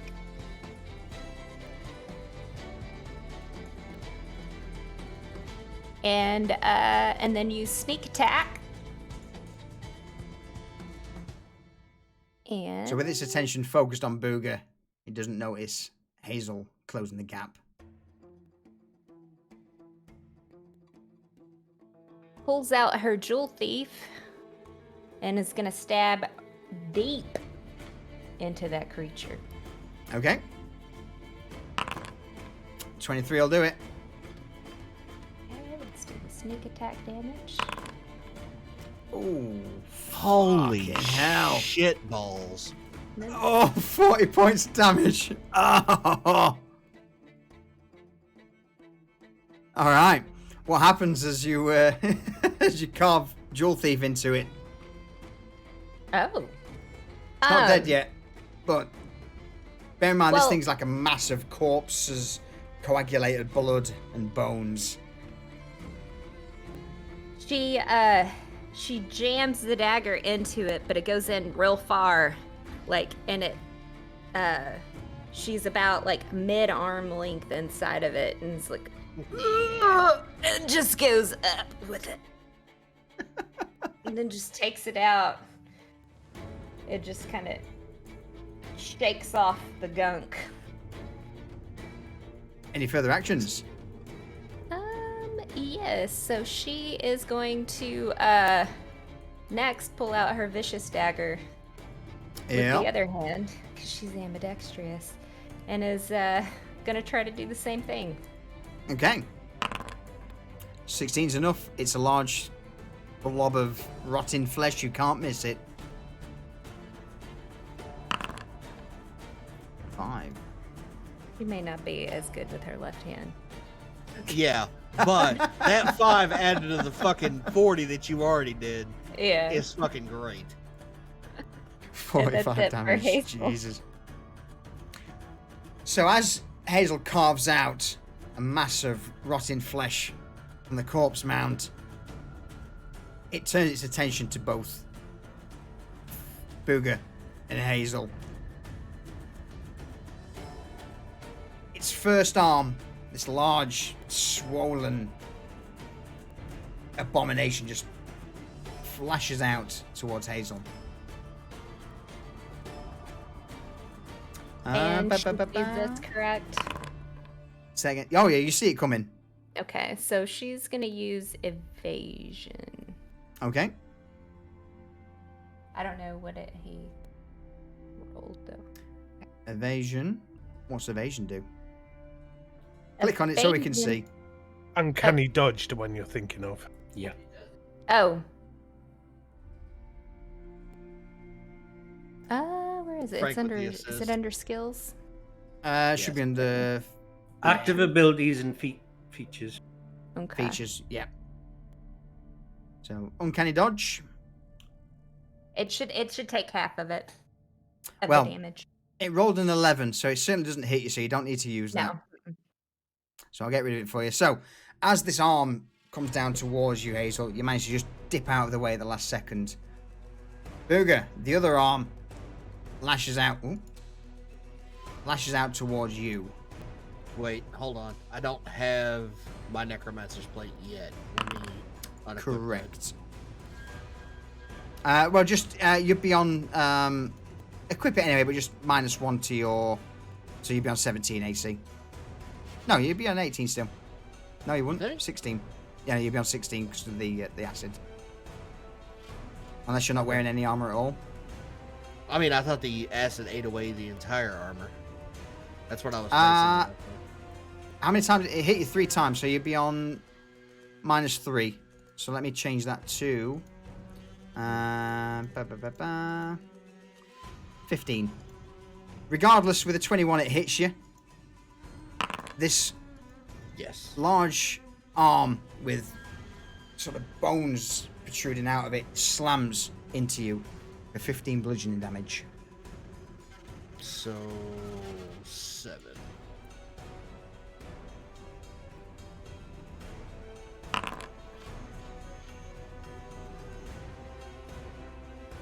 Okay. And with that, I'm going to just update Garbage to be Garbage at 10. Mitch, over to you.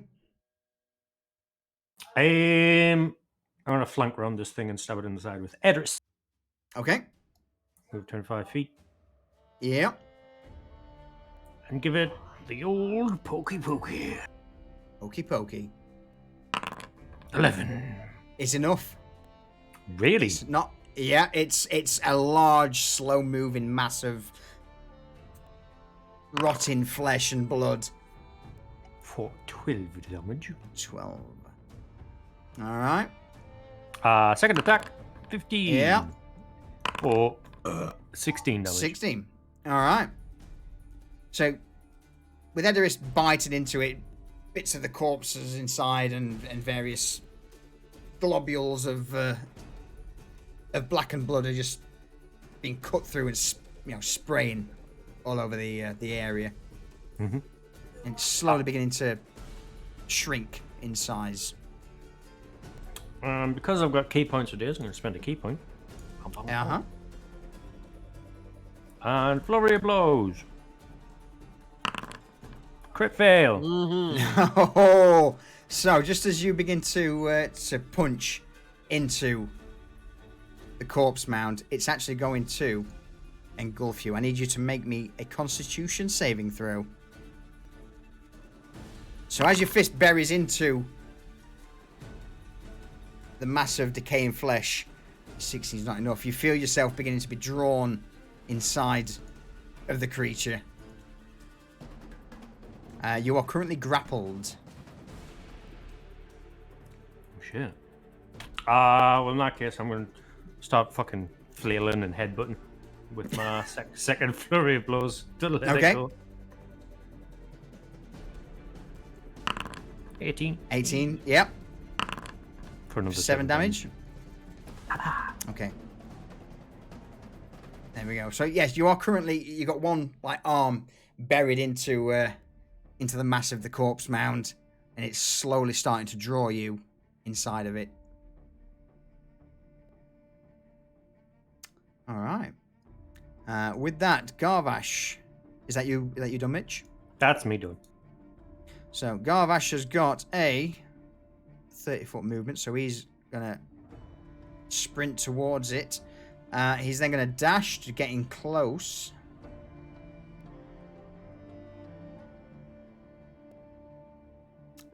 That's all he can do at the minute. So we'll keep the crumping for next turn. Unless you guys want me to do it for you. I don't mind when you do it. All right. In that case, then Garvash will literally just go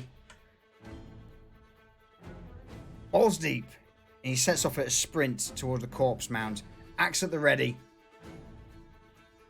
And as he gets close to the creature, he will go crumping. For a 10, so he hits it. Damage is an extra 1d10.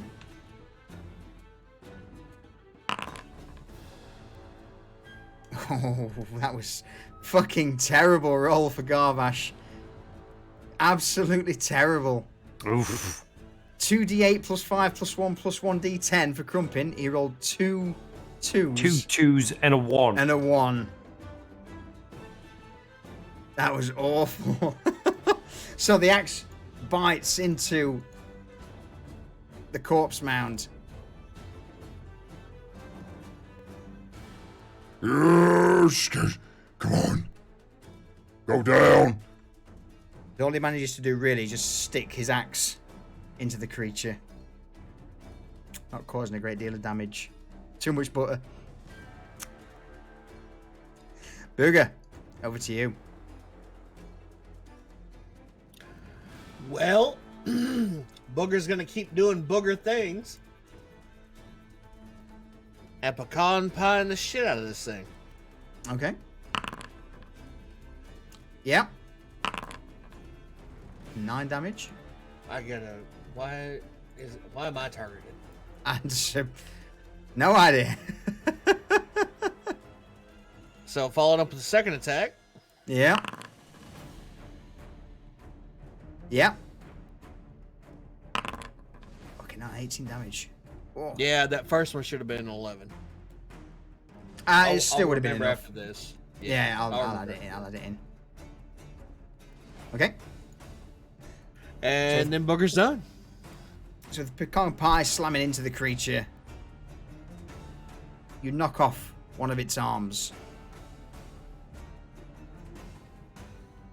with a sheer force, and you notice that the movements of the corpse mound now begin to slow. Frank, over to you. Well, we all know what's going to happen. And Yeah. it's an English blast. 17 will do it. I mean, that hits. Yeah. That definitely hits. Yeah.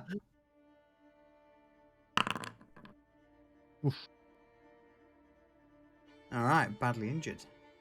So once again, bits of ichor are launched away from the corpse mound. It still stands defiant in front of the sewer entrance, trying to stop you from entering. Hazel. Hazel's gonna continue swinging with her daggers, Uh-huh.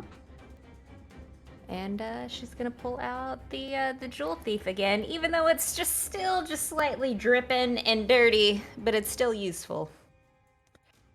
She's gonna go to plunging into it. Okay. Yeah.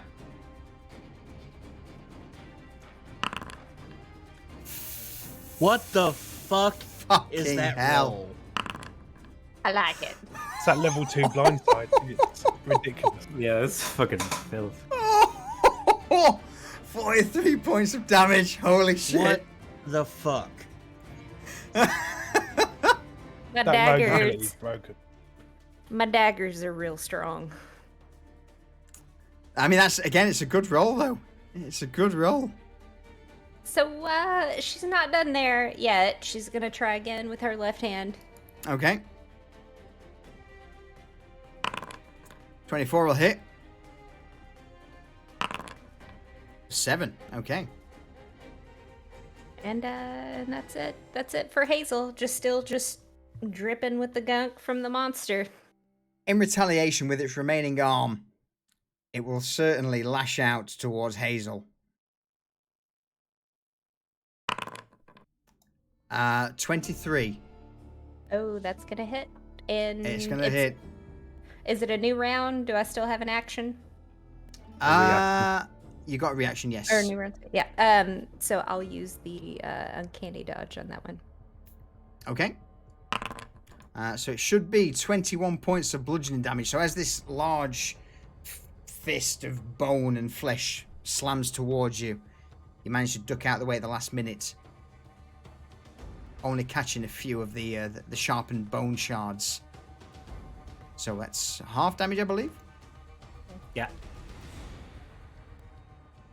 Mitch, I need you to make me a Constitution saving throw.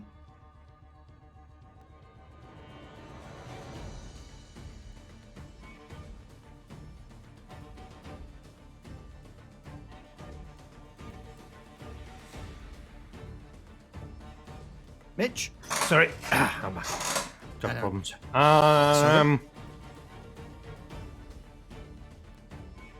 So I've still got one arm stuck.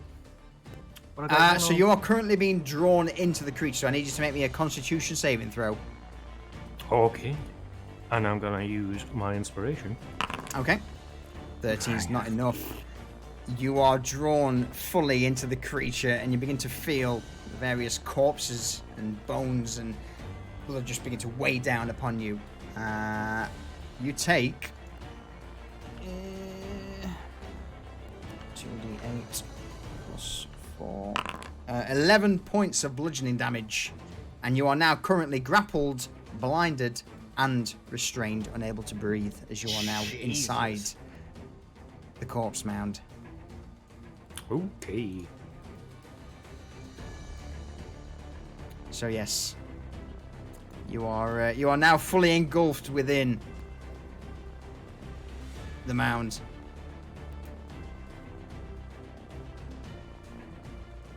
Your turn. I need a Constitution saving throw.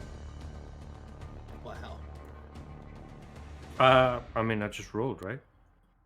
This is your turn now. So if you want to do anything, I'm going to need another Constitution saving throw. Okay. Sneezer, we're working on it. I got this. I thought you meant this is my turn and No. and I crit fail. Oh Wow. So, once again, 2d8 plus 4. You take 14 points of bludgeoning damage as, once again, you begin to feel crushed inside the corpse mound.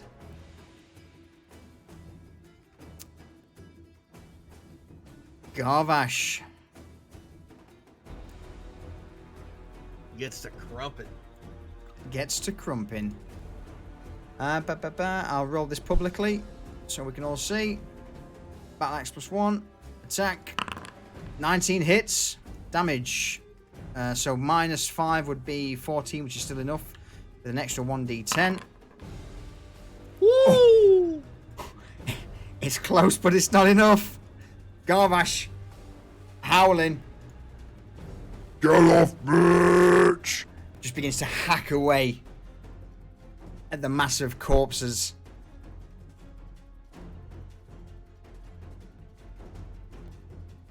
Mitch, you see for a moment an axe just just go by your face.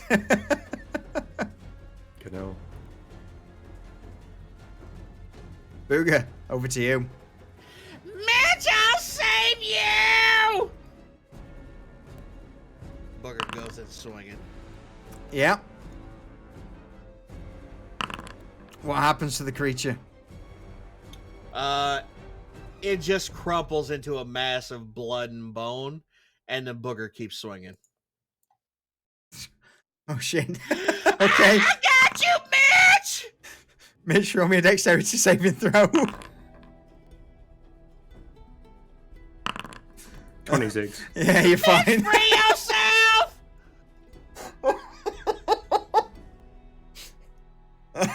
So as the corpse mound just falls apart into a puddle of body parts and blackened blood, Mitch just stood there in the middle, just dodging the last few swings of Booger. What happens?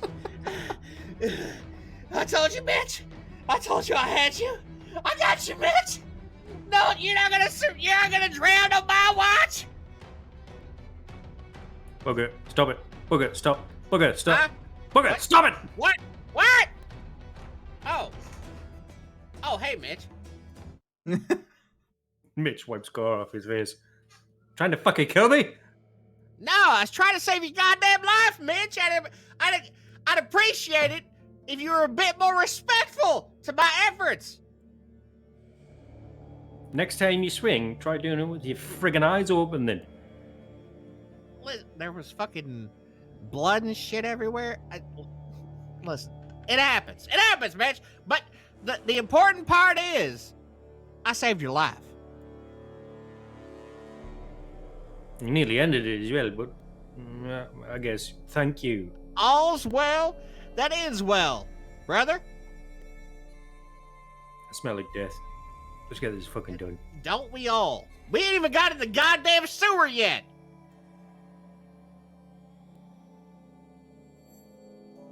Hitch, What?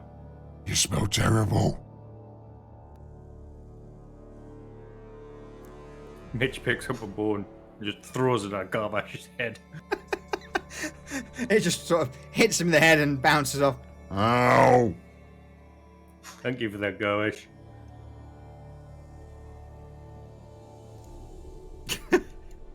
Vincent, All right. are you gonna contribute? Ever? Vincent looks. Well, I thought that you had it yourselves. I didn't really need to step in on that. It's yeah, you can handle yourselves now, can't you? Listen, Vinny. Why don't you top us off? Be a bro cleric, and help us out a little bit. Hey, all right, I could do that. Mitch, hang on. Let's. Vincent begins to step towards Mitch. And with an outstretched hand, places it on his shoulder and casts Healing Word. I need someone to roll me a 1d5.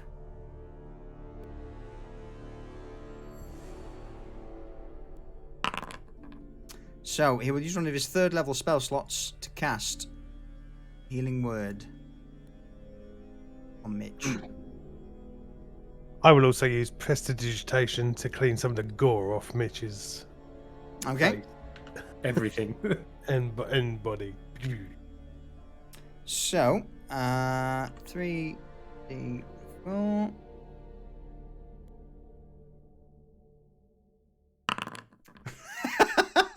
Wow. Oh. That is just my luck. Well, Vincent, we appreciate the effort. Hey, so I just top him off a little bit. Yeah, we're right as rain over that. Yeah, it'll be alright. Oh my god, that was a terrible roll. That was an awful roll. Fucking terrible. Oh, all right, y'all. We ready to get in on this? Head on into the sewer. Spoosy. Let's go. So, let's, Jump's got a good idea. Let's call a quick toilet break there. All right. I am also out of ye old rum. So, Well, we we'll, can't have that. No, we cannot. We'll be right back. Won't be a All right. second. Be right back, chat.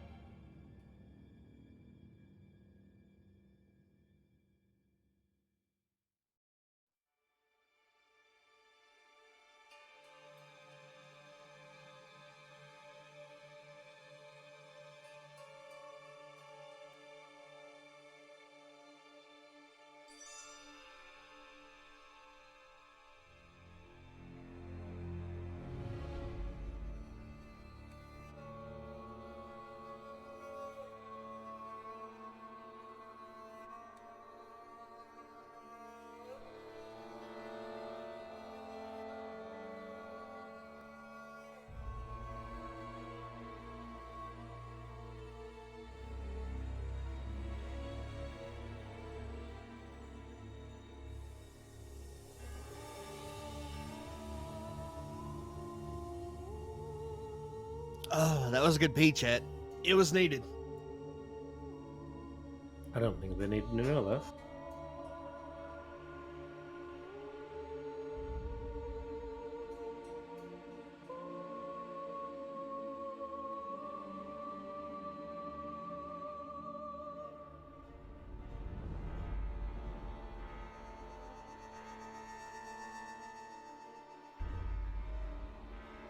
I mean, somebody out there might have wanted to know that. Oh, so Tiger sounds really glad for you as well. That's Yeah, Tiger's happy about it. Thank you, Tiger.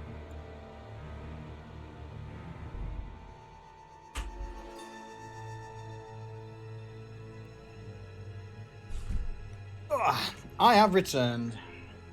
Welcome back. Thank you. I'm eating flaming hot monster munch. Oh, you fucking bitch. That sounds good. Actually, sorry, not monster munch. What's it? It doesn't matter. I'm down. Either or. Sign me up. I want it. My mouth's on All fire. right. Times. Why don't you just put in your mouth, Solution? Nothing crazy. I've just got some Tesco ready salted crisps. Welcome back, Jump. You pee. Thank you. Unpee. You pee, I pee. We all pee. Mm-hmm. All right.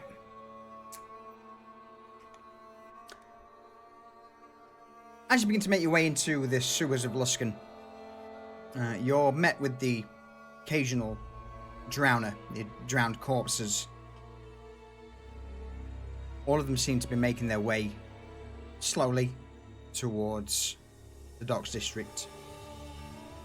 But this time you're more than experienced and able to kill them individually as they make their way. Retracing your route, you eventually come to the part of the sewers where you escorted Sutton from underneath the Kurth warehouse. Well, Mitch, this feels familiar. Yeah. Last time we were here, there was a vampire down here. And it was dropped, I do believe, into that little whirly pool of water.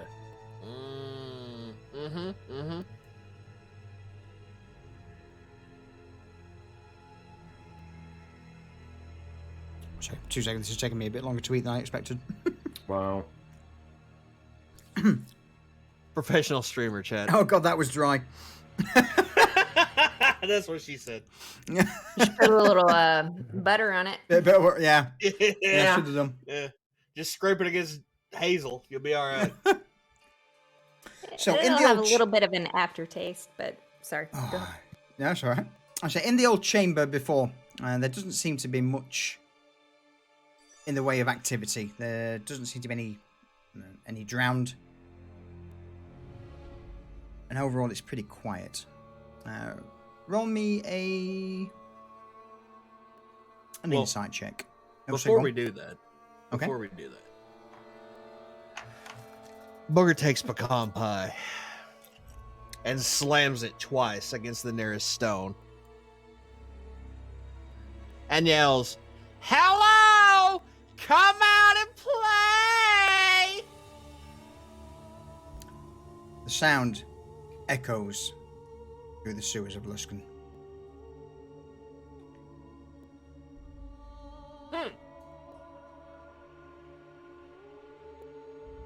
And there's no response. Well, Mitch, I've expended my repertoire. What do we got? We start searching. See if we can find some clues, eh?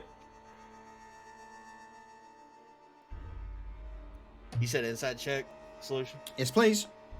We want to roll it as a group or individual? Yeah, roll it as a group with advantage since everyone would be looking. Okay, fair Crit, enough. get fucked. It doesn't take long. After 20-30 minutes of searching, you begin to notice the undead emerging from a certain part of the sewers. And you eventually reach a crossroad. In fact, let's bring you into this. I can unselect that. I also need to bring Garvash and Vinny. Spencer.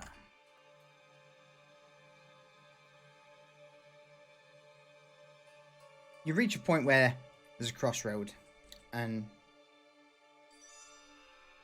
you begin to hear certain sounds of the various moanings of the undead off to your right. But you also now notice that the water ahead of you has a few bubbles that begin to pop up.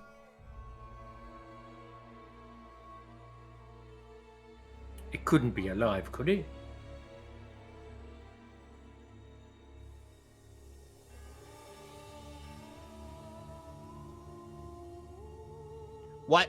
What couldn't be alive? What was the last thing we fought in a sewer? There's no fucking way.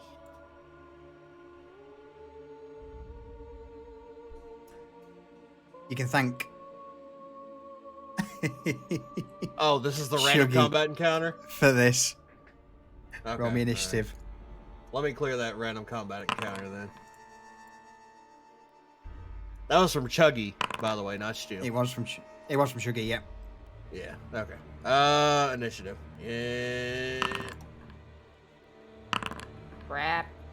7? With advantage? 7? Oh. Welcome to my life. You begin to see the bubbles begin to increase.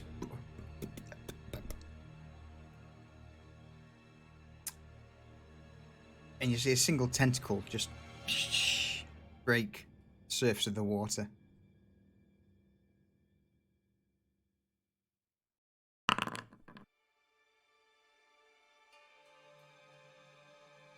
What's the plan? I extend Edris and start stabbing into the water where the tentacle came up. All right. As soon as you begin to stab Edoris into the water, sewage is thrown absolutely everywhere. And you are immediately met with multiple tentacles just emerging. And the Oh, look, more it got bigger. The fuck is that? We fought it before. It is indeed. You fought it before. I had the Rona. You did. Yeah. You are met with the sewer monster. You two here. Hazel, over to you. Why's it got so many teeth? Sorry. So Hazel's gonna move up and is going to, I guess, just stab it Okay. with the jewel teeth. Because this is new to her, because I think that was before she started. It is indeed. You are also roll me a second attack because you are currently at disadvantage due to how all you can see at the minute is tentacles protruding out of the water, thrashing towards you. 17 will be enough. Yep.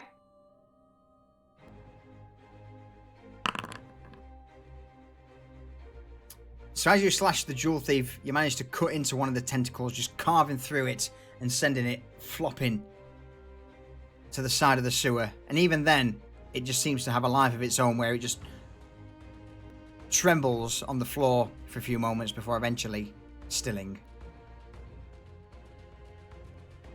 Hazel not knowing if it's gonna grab her and put her in the smelly water, is going to, as a bonus action, disengage Okay. back behind Mitch.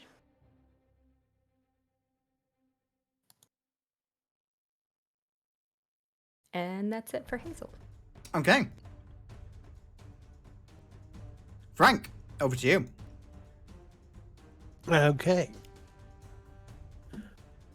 Now, what have I got?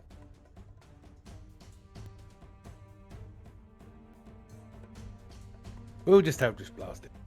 Yep. Is that a normal at disadvantage or?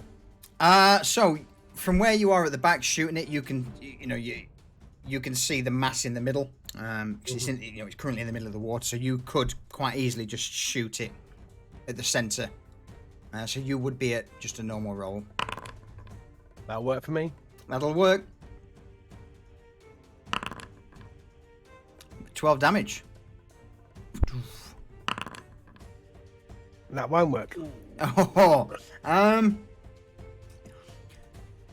so you're currently out of range of its tentacles.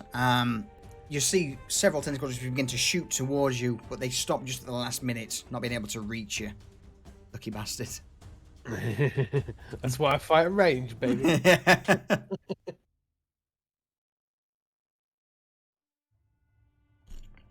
All right.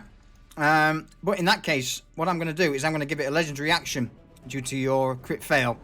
And with that, the various massive tentacles begin to squirm forward towards you all. Let's have a tentacle towards Mitch. Oops, let me private roll this. First tentacle towards Mitch fails. Second, Booger. 12 also fails. So it begins to make its way out of the sewage, and you just begin to see a mass of writhing tentacles. Mitch, over to you.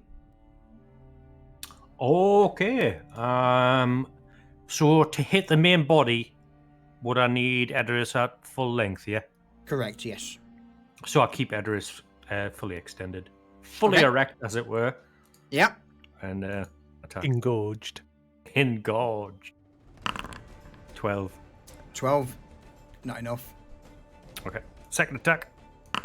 24. That'll do it, though. For 12 damage. 12 damage. Okay. I'm going to spend a key point. Yep. And turn that into a stunning strike. Okay. DC 15 con save. 19. Loves it. Bitch. I'm going to spend another key point. I'm going to start punching and kicking tentacles away from me. Okay, so the tentacles will be at disadvantage. Okay. Flurry of blows. attack, disadvantage. 16 16 will do it. for 8. 8 damage. You manage to punch several tentacles with such force that 2 of them are immediately, separated from the main body of the creature. Nice. Second attack. That's a 9. Yeah. Sadly, not enough. You kick and flail into thin air as they writhe around. Stupid fucking thing. And I shall end my turn there. All right. As its main turn, it will now. Oh. Fucking hell, Frank's in melee range. What the fuck? Yeah. First tentacle is going to be towards Frank. Do it.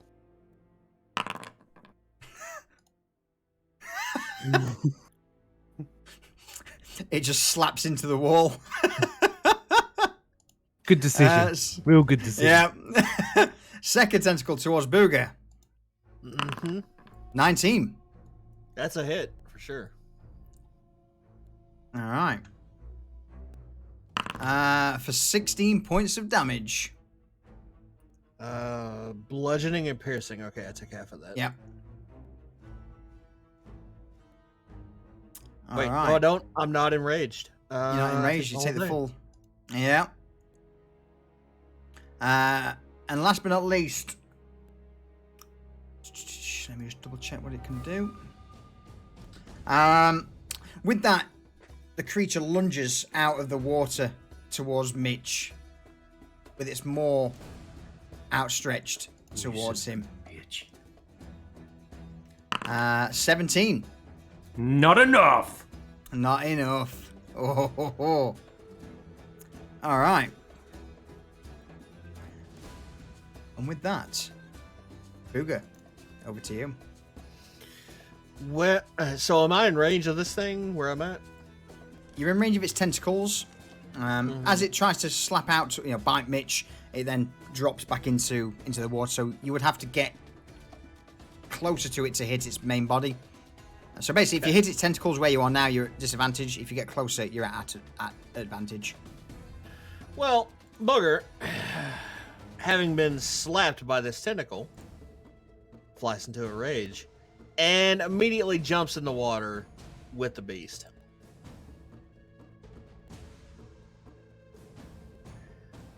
And starts attacking with pecan pie. Okay.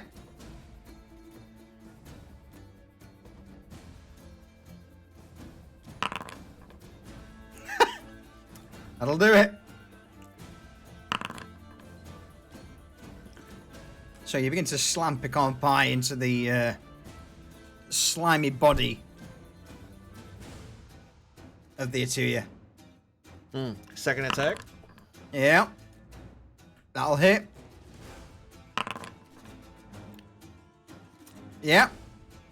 2 blows slam into the creature and the various mouths just begin to howl. And I'm going to yell at Garvash.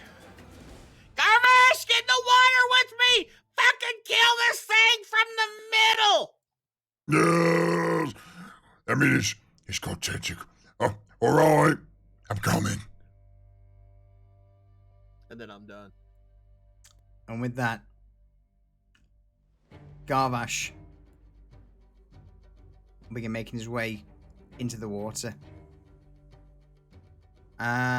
So, swinging at some tentacles from Shadow. So basically, Garvash begins to swing. As he's entering the water, he begins to use his... I'm going to use his... what's his spare ability? Tear him apart. Give him an extra attack. So the first attack will be just toward the tentacles at disadvantage. Even with disadvantage 20, he begins to carve for 10 points of damage. I've got this. You fuck off, tentacle. Several tentacles are cut away as Garvash jumps into the water, and then with the second attack, slams it into the Atuya's chest, or, well, main body. 15 hits. Damage for another 11 damage. There we go. Oh, hang on. I rolled the wrong thing there. I rolled fucking Booger Jackson damage. 9 damage. There we go. Yeah, I got you, Booger. I got you. Thanks, Carvash! As this is going on, Vincent extends a hand towards the sewer creature and casts Guiding Bolt. Enders, any particular level you want to cast it at? I'll give you 20 seconds to answer.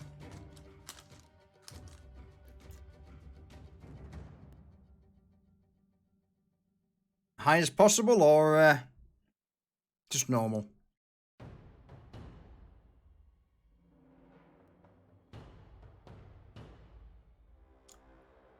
If I don't get an answer,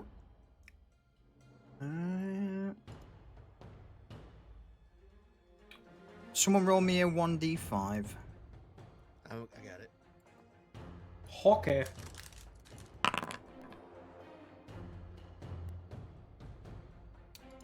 So, unless Enders answers, we'll cast it at 4th level. I mean, that's going to be a bit. Yeah.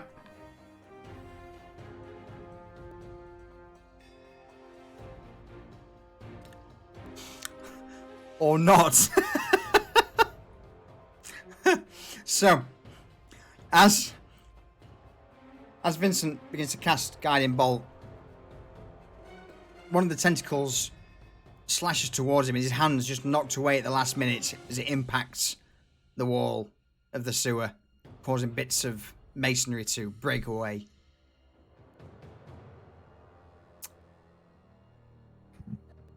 Gutted. Hazel, over to you. Does real quick, does Hazel know like how deep the water is? Is it deeper than her? Roll me a perception check. In fact, you'd see it. You see it up to Garvash's sort of thighs and up to Booger's waist. So your head would be above water if you dived in, but just your Okay. head. So Hazel's gonna dive in next to Booger Okay. and is gonna go to swing him with her sneak attack. Okay. Due to the water being up to your neck, you will be at disadvantage. Oh, you didn't tell me that. Okay. Yes, I did. If Garvash is 8 foot and it's up to his thighs, it's up to just over Booger's waist, and he's 5 feet.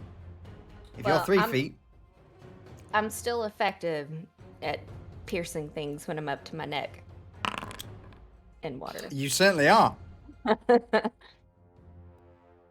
Okay. Oh, let me target this guy. It turned me around for some reason. I'll try to fix that in just a second. Oh, don't worry about it. 18 damage. Oof. So, apply. So as you dive into the water, you begin to stab into the gelatinous body of this tentacle creature. And the various mouths on it begin to howl in pain. All right. Any Seeing further that this actions? was effective and realizing that she's gonna roll at disadvantage no matter what she does, she's gonna pull out her vicious dagger. 16 will still do it though, jeez. Oh, alright. For another 5 points. That's it for Hazel. Frank, over to you. Okay. Not liking this thing. I'm going to cast Synaptic Static on it. Oh, okay. I'm going to do it there so it doesn't hit. my Yeah. heart. Oh. An intelligence saving throw. It's not very intelligent.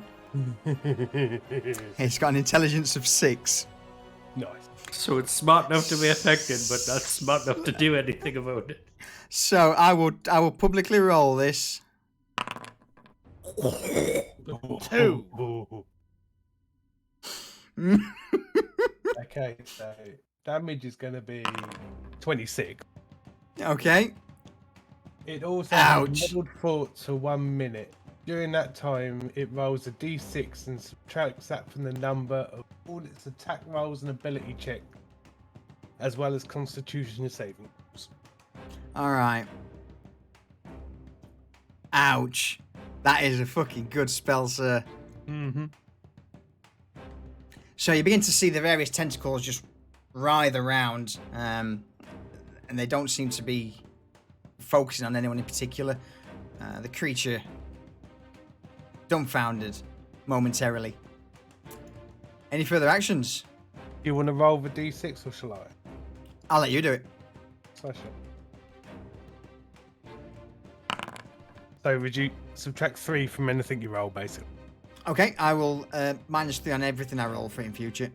Yeah, and you can do an intelligence saving throw every turn to try and break Okay. the spell for a minute. So I will do it on its turn rather than its legendary actions. Okay. So it is going to have a legendary action to try and swipe towards Mitch and Hazel. I'll roll these publicly. So that's Hazel. The 3 didn't really help, did it? Actually, so That is- -3 would take it to 22. Yeah. Yeah, that'll still hit. So she'll use Uncanny Dodge on that one to take half. Okay. Half of 12 takes you to 6 damage. Second tentacle swing towards Mitch. Let me include the -3 on this one. -3. 21. Damn it. Wow, it's almost identical rolls. For 10 points of damage. Oh, Alright, Mitch, over to you. hold on, won't let me apply damage. Fuck it, I'll do it manually. Let me move it out of the way for you so you can click on your character.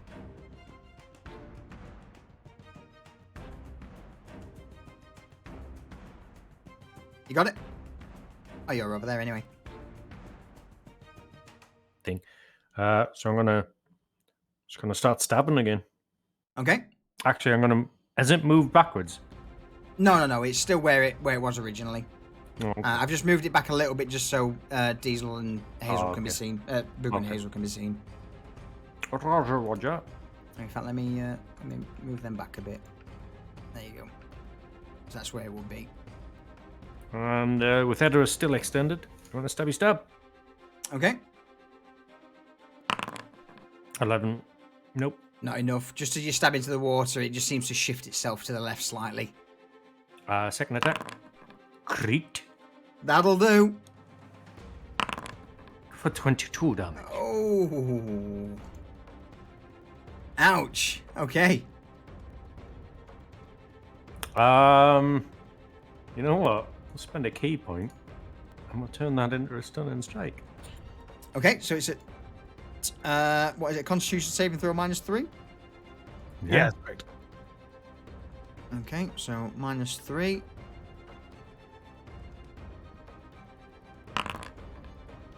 It still crits. Oh my god, of course it does. So in that case, as you stick the spear into it and twist it, the Aturia just begins to thrash around. Booger, Hazel, Mitch, Garvash, Frank. Everyone needs to make me a dexterity saving throw, DC 15. Everybody. Everyone? Everyone apart from Vincent, basically, yeah. There you go, I'll move it back so you can click on yourselves. DC 15. Oh, hang on.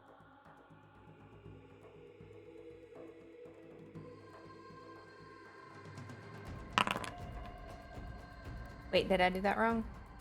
No, that's fine. Oh, fucking hell, Garvash. So, Booger, Garvash, and Frank are hit with... Oh, hang on, I just need to roll an attack, get rid of that. 13 points of bludgeoning damage. Oh, damn it.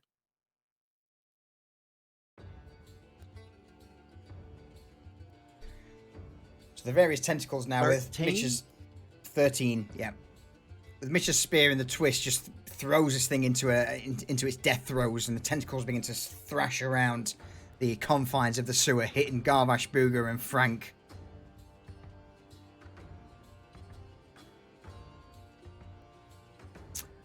All right. Any further actions, Mitch? As a bonus action, I'm going to use Wholeness of Body. Okay. Oh, I didn't do it. Fuck it. Still got to do money. No.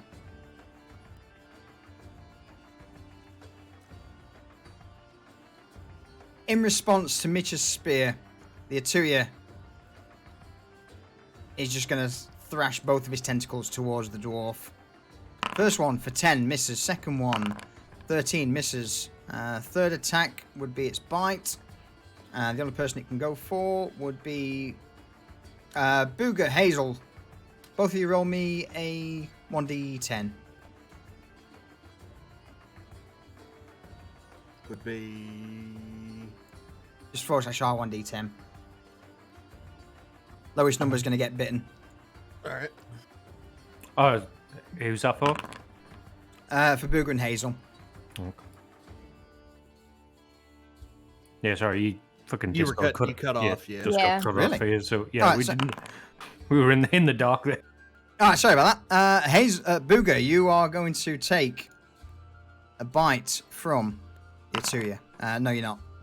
So as the jaws begin to slam down in front of you, you manage to duck out of the way at the last moment. Let me just change my Discord settings. I think I may have got my cut off a bit too high. Yeah, that's the second time. Second or third Yeah. time you've cut off. Yeah. All right, there we go. Okay. With that then, Booger, over to you. Booger gonna do what Booger does. Going swinging on this thing.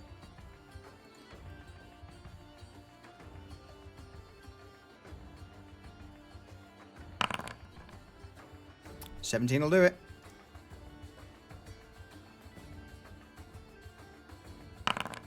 Hey, beat up, how you doing? And does it need another? It does, yes. Okay. All right. 13, not enough. So as Pick on Pie swings towards it, the first one lands, smashing into the body of the Atuya. The second one, it just manages to duck away at the last moment. He's just swinging Booger. through the massive tentacles. Out of frustration, does a frenzy attack Okay. and attacks one again.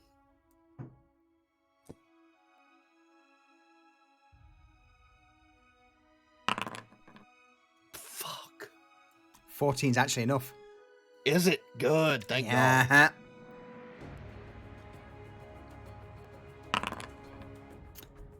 $13. You slam it into the body of the creature, and you see the tentacles beginning to.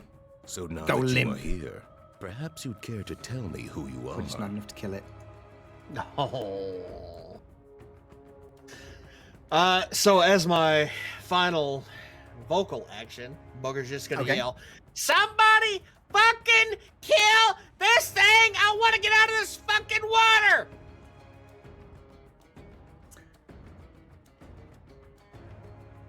No part of the ship, part of the crew. So, Hazel, over to you. Hazel, bobbing in the water, looks at Booger and says, I got you. I don't know why that turned her. Anyways, she's going to use her sneak attack, pull out her jewel thief, and is going to go to town on this long-armed, creepy creature. Okay. Still at disadvantage, right? You are indeed. Toasted Philosopher, thank you for that follow, Doesn't by the way. affect I Hazel. appreciate it. It doesn't affect. All right, okay. So, 36 points of damage. What happens to the Atuya? She takes and she's slashing. She probably cuts off, quite a bit of flesh from this thing. Eventually, just taking one of its mouths and just stabbing into it and opening it up, and it just kind of sinks to the bottom and then just vanishes. All the tentacles now just go limp and begin to drop onto the side of the sewers. And the sewage Hazel- water itself. Oh, sorry, go on. sorry. I was going to say, Hazel then jumps up on the top next to Mitch, and water just beads off of her because of the oil that she has on her skin.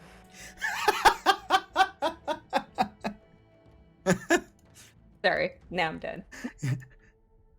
Garvash turns to look at Hazel. Oh, is yours waterproof, Hazel? And tasty. Garvash, Booger, at this stage, both of you are covered in filth from the sewage.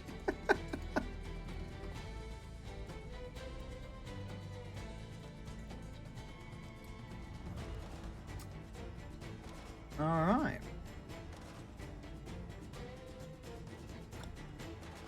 And with that, I can close that off. Vincent looks at the party. Well, that was unexpected. Having a little bit of a tentacled creature out in the sewers. No, it's not that unexpected. We've run into these down here before, and I totally fucking forgot that they live down here. That one was a big one, though. I don't think it was the same one we fought last time, Bugger, right? Hard to say, Mitch. Nah, it seemed bigger. It had a lot more mouths, I think. So you're saying that these things seem to be breeding down in the sewers? Is that it? Yeah, they eat shit. They don't come up. They just eat all the crap down here. Well, it seems like we've done the city a bit of a disservice then, if it's part of their shit cleaners. You got a terrible sense of humor, you know. I mean, he does have a point, though. I've certainly got a point, that's... We've come down here and, this thing's cleaning the sewers and we've gone and butchered it. But hey! Mouthy little shite, isn't it?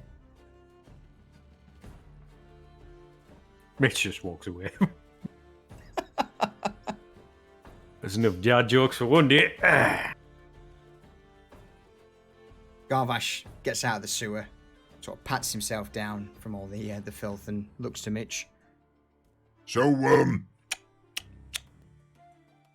which way do we go? Shit, that's a good point. Should we have a little break here and have a scout about? You want a short rest? Yeah, short rest here. Well, Okay. allow me to cast with a spell slot, because I've got one to spare. Oh. Leoman's tiny hut. So a shimmering wave of energy just erupts around you. And And the amulet on my chest feels warm to the touch. I'll move Vincent into the hut. Are you coming, Bugger? Yep. So over the span of the next 30 minutes, you take a break. Is there anything anyone wants to do in this downtime? Bear in mind, you're still in a sewer, even though the tiny hut's up. It still smells rancid. I'm gonna pull. Oh, go on. You go. I was just gonna say, while it's up, I'm just gonna investigate the area and see where the drowned, see if there's any sign of where they've been shuffling through. Roll me a quick investigation check. Okay. 6. 6. The only thing you notice is off to the right-hand side, where there does seem to be a trail that's been carved through the filth on the side of the sewers. But that's really all you can garner. While we're resting, I'm gonna pull the amulet out as it got warm when I cast Leoman's tiny hat and look at it. Okay. Roll me an investigation check. There's someone. 18. You notice that maybe some of the cracks that were in the amulet before don't seem to be as apparent. Almost as if they may have repaired themselves slightly.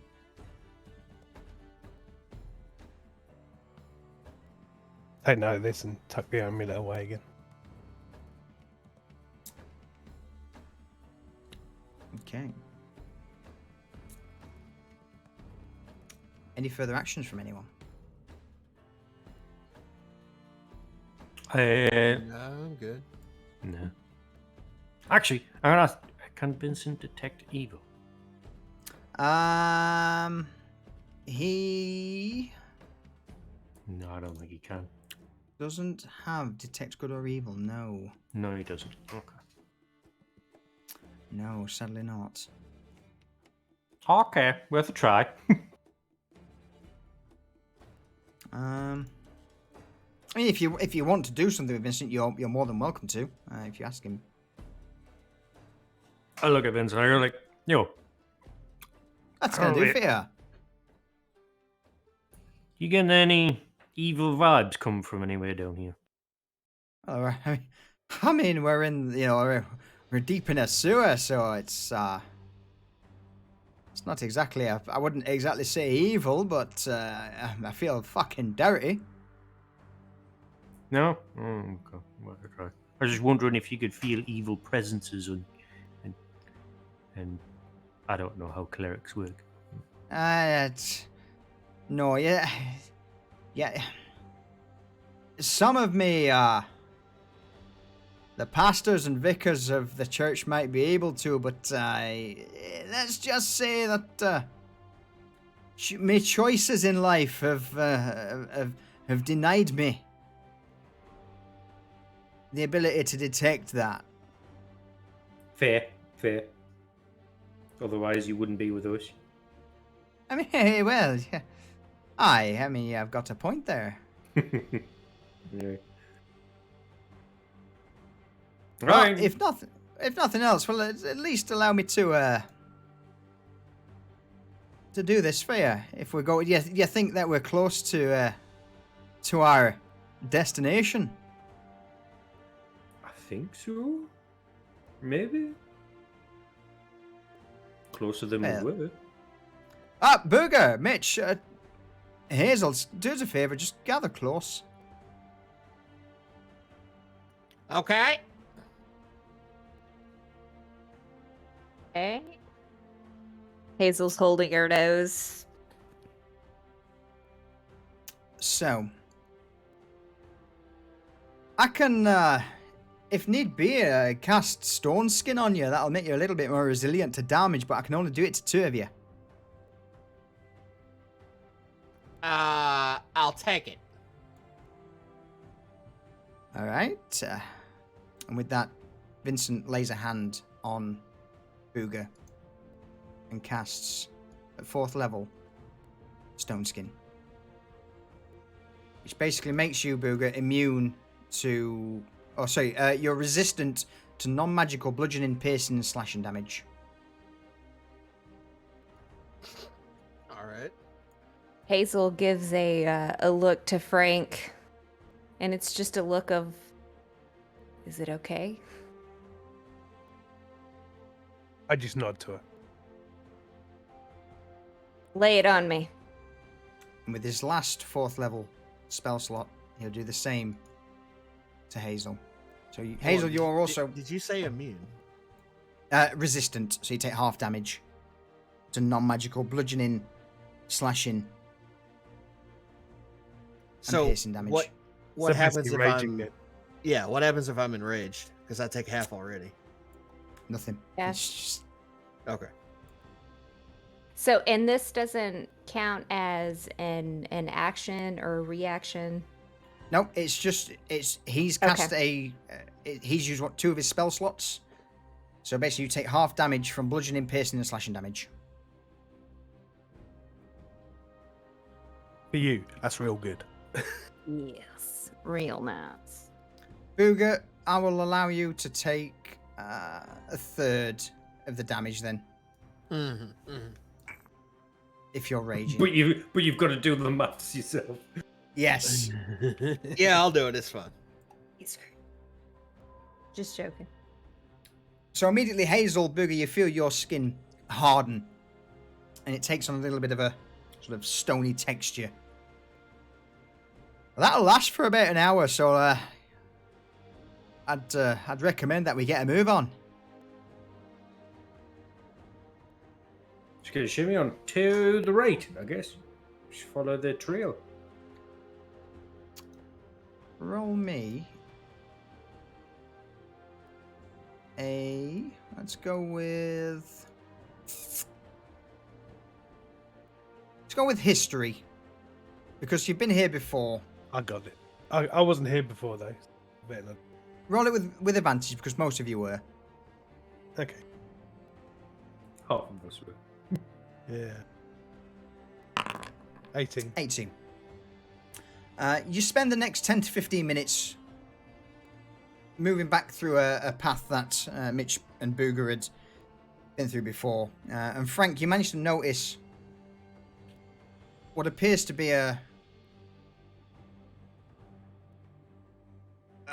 the tracks of the undead seem to stop at a certain point. The walls carry on as normal, but something leads you all to believe that, this is obviously a hidden door in the side of the sewer. As we're travelling, I'm marking our route with scratch marks on the wall. Okay. I'm putting the symbol of this star with leaves coming from it. Okay. I approve. So as you get to this point in the wall where, again, the sewer walls themselves just look like they continue normally, but the scuff marks in the filth on the walkways of the sewer seem to stop at a certain point. So it looks like out of place, this part of the wall, yeah? Yeah, you can easily tell that they've there is potentially a hidden door or some form of mechanism allowing the undead to pass through this wall. It doesn't take a genius to work out this is where they're coming from. Well, looks like we found what we were looking for. Now we just got to figure out how to fucking open it. Hazel, you're good at opening doors, and if you can't do it, Bugger will just batter the thing down. Dodge it? Yep. I'll give it a try. Of course. Hazel, roll me an investigation check.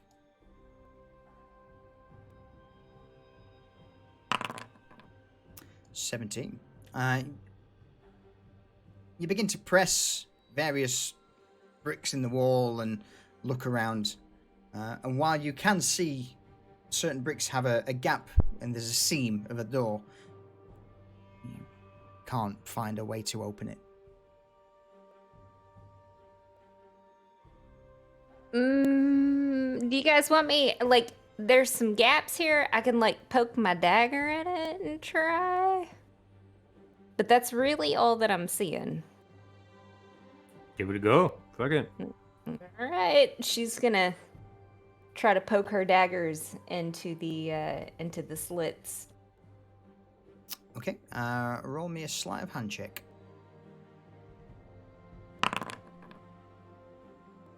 You expertly insert the dagger into the slits in the wall. Nothing happens.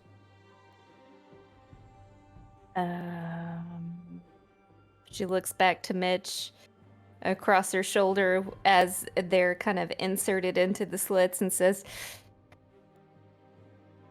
"Yeah, this didn't work. I was wrong." And she slowly pulls them out, puts them back into her dagger holsters, and said, What's next?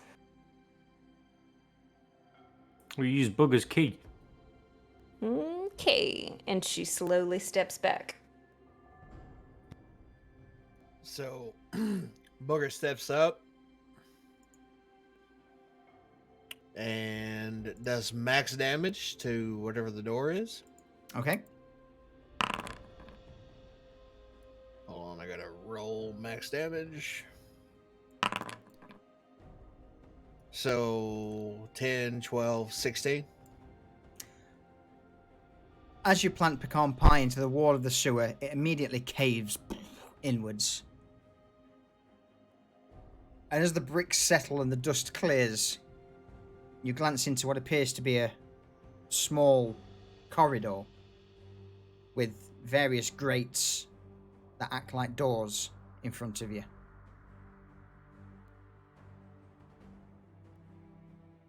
Onwards we go, I guess. Nobody to answer the door. Fucking lazy bastards. And Mitch just step pushes in? on forwards. Yeah. So as you step in, you notice that this corridor just seems to loop around in like an L-shaped. And on the inside parts of the L-shape, there's various grated doors. All of them old, rusted. And as you begin to push against them, one of them opens. Peering through the grate, you see what appears to be a small, almost like a dungeon, a small room with various tables upturned, old, rotten wooden stools dotted around.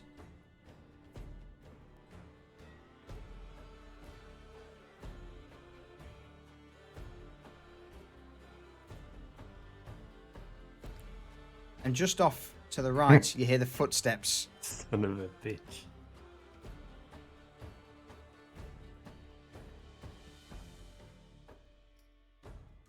What's the plan? Well, this looks ominous. Glancing around just off to the right through a gap in the door where the footsteps seem to be coming from, you see dried, congealed blood and corpses splayed out in what appears to be an open chamber. Booger walks forward towards the open chamber. Mitch puts his hand on Buggy. He's like, no. What? Frank, could you illuminate whoever's in that fucking room? I don't have any light spells, but No. Illuminate them. but what have I got? Like, Hazel's gonna move back here and along the wall, like stealthily, just in case if something Okay. happens. And Roll me a stealth check, quick. Okay. I'm gonna walk into the doorway to see where I'm gonna be tossing my spell. I'm just going to be a little bit behind Frank. Are you all doing this quite stealthily, or are you? Oh, being yeah. pretty- Yeah, we'll creep up. In that case, roll me one more. We'll class this as a stealth check with advantage. I need someone to roll me who's not Hazel. Damn it! In fact, why not Hazel? she's. There you go. 26. You've got free reign. So, Frank, as you step forward and peer into the room, you immediately notice the forms in the corner similar to the corpse mound you saw earlier. Mhm. And a single man who's currently digging through the corpses in the corner doesn't appear to be a zombie. He just seems to be an incredibly pale man who is picking through the remains, and he lifts up the occasional piece of jewelry or clothing and examines it.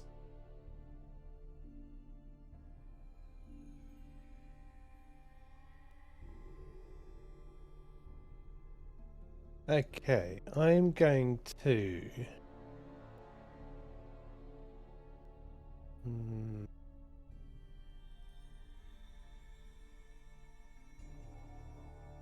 Oh,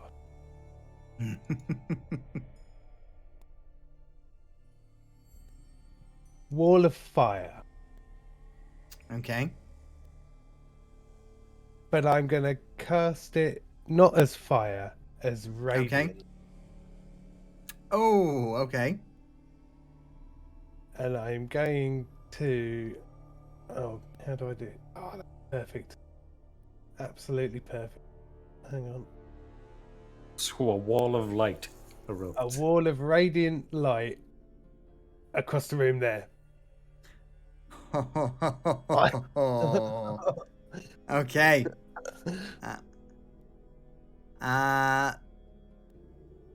So yeah, they're not actually caught in it from the get-go, but They can't get to us without coming Uh-huh. through it. so as you lean around the corner,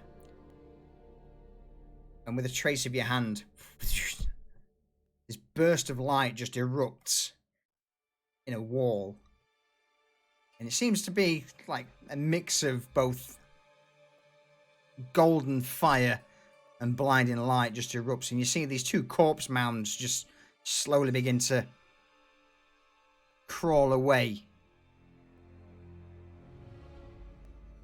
but still not noticing you. The man, on the other hand,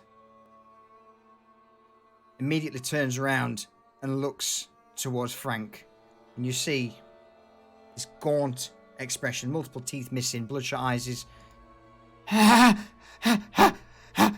who are you? I mean, can he see me? Line of sight between that wall? I mean, he again. As soon as that comes up, Yeah, that's fair enough. He can see me as soon as he turns around. That's fair. if he turns around, he'll see you. I'm just in a pedantic mood, don't I? Who are you? What are you doing in here? What's that? And he points towards this radiant wall. What do you do? We'll call that an insurance policy. What are you doing down here? You also notice now the corpse mounds just remain away from this radiant wall, not reacting. It's almost as if they haven't detected you yet. Harvesting for the mistress. Are you part of the mistresses? Yeah. Who's your mistress? Ah. You see this shaky, crooked finger point off to the man's right. She has no name. Just the... Speaker of the crown.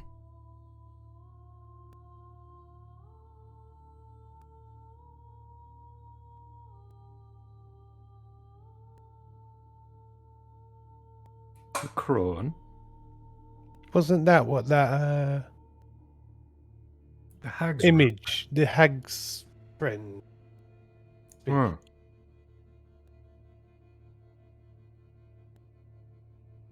You see the man just begins to slowly shuffle his way to his right, while constantly eyeing between Frank and the wall of radiant flame.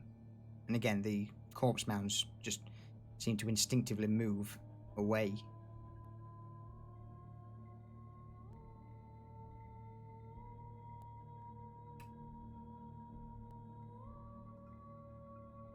What are you gathering for the mistress?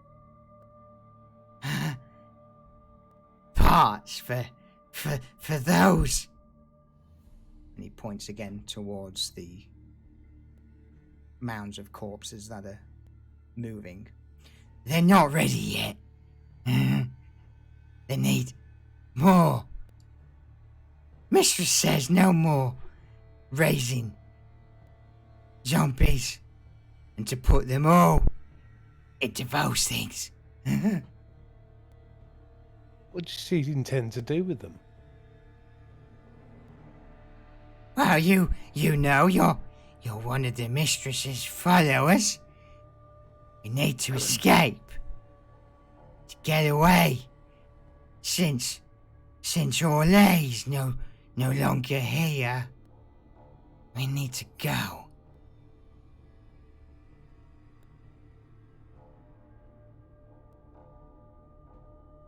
Mitch looks at Bugger the second Ole's name is fucking mentioned. Mm-hmm. Where are you? Where are we meeting the mistress? Because we missed that part of the conversation. She's not ready yet. She's making final plans. Yes, final plans in her chambers. We've got a few bodies, and we're gonna infuse them into the corpse mounds, and it's gonna be a fireworks display in Luskin on the docks. Have you got any way of communicating with the mistress? Well, if that was, what is that? And he points to the radiant wall. As I can go and ask her. She's just in her chambers over there. He points off again towards the right. Mitch kind of just as quiet as he can, just saddles up next to her.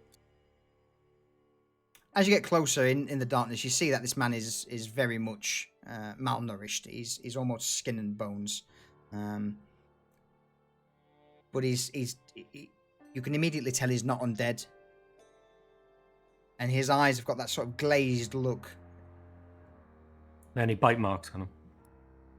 Not that you can see, and bear in mind he's not wearing a great deal of clothing. But yeah, no bite marks as such. Okay. I'm gonna just gently put my arm on his shoulder and be like, okay. And I'm gonna punch him, and just like a short, 1-inch punch in the side of his head and stun and strike him, and just knock him clean out. Constitution saving throw for him. 11. He immediately falls to the ground unconscious. I grab him, drag him back to Hazel, tie him up, gag him. Hazel immediately gets giddy, starts pulling stuff out, and does this intricate knot, and shoves some cloth into his mouth while giggling. I come closer to Frank and Bugger. I'm like, we doing this? There's 2 of those big things over there. I mean, let me blast one of them and see if they'll charge for the wall of flame. All right. Me and Bugger will be the wall. Sounds good.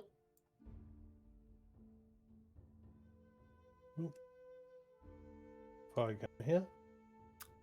Roll me an investigation check. So as you step into the dimly lit chamber and glance at these 2 shambling corpse mounds. I mean, it'll be pretty bright in there right now. It would be. Yeah, you're right, actually. Yeah, you'll be able to see him clear as day. Yeah, you're not wrong. There's a big fucking wall of radiant flame. Yeah. It's going to be bright as fucking. Yeah, roll me an investigation check. Mm-hmm.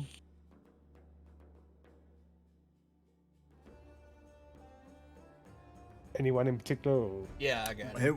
Whoever. You immediately notice that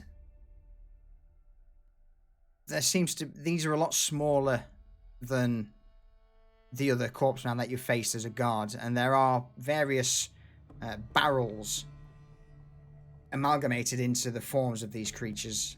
And whereas before the other one was quite aggressive and aim towards you. These seem to be quite docile in nature.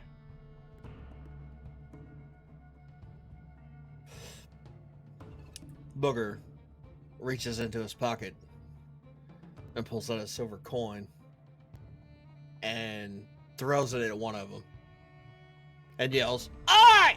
Cut!"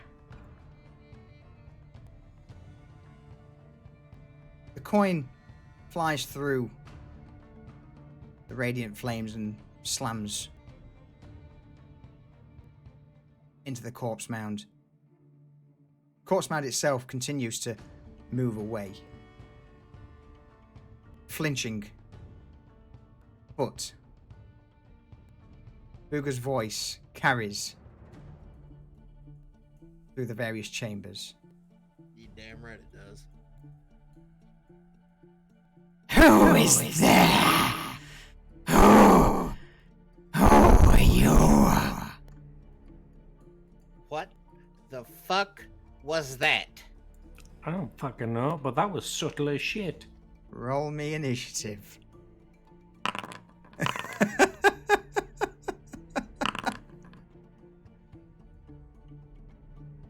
Stepping ahead of you, you see the withered form of an old woman. Fucking hag. Frank, she's yours. I'm just going to quickly roll her. Alright, okay. Yes, the crew is still there, so it would be Garvash and Spencer. Let me bring them in, actually. So Garvash would be there, and Vincent, not Spencer, sorry, would be probably there. Alright. I'm not gonna lie. Before we start this fight, I could use a pee break. Let's call a quick pee break there, then. Before we begin. Be right back. Ayo. Ah, dear.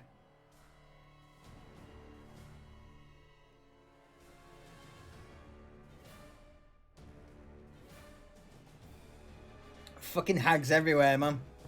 Nah, I wasn't expecting a hag. Well played. So, this was actually planned back when you were here the first time, but you missed the entrance to it. Yeah, I remember the sneak peek to the room. So I was like, son of a bitch.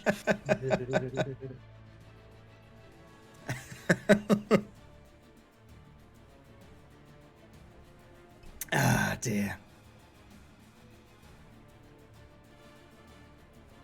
So yeah, just as information from what you can see at the minute, the corpse mounds aren't as well formed as the previous one, and they do have various barrels, like, assimilated into them. Can we tell what type of barrels? All you on can, them? all you can see is just gore-covered wooden barrels. Okay. I'm back. Welcome back.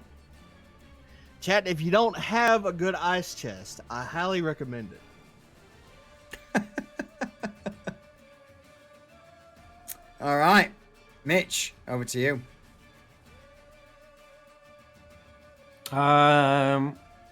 Saddle on here where I can see the bitch a little bit better. Pull out my pistol with its last remaining shot. I'm gonna fucking put a bullet right between her eyes. Okay.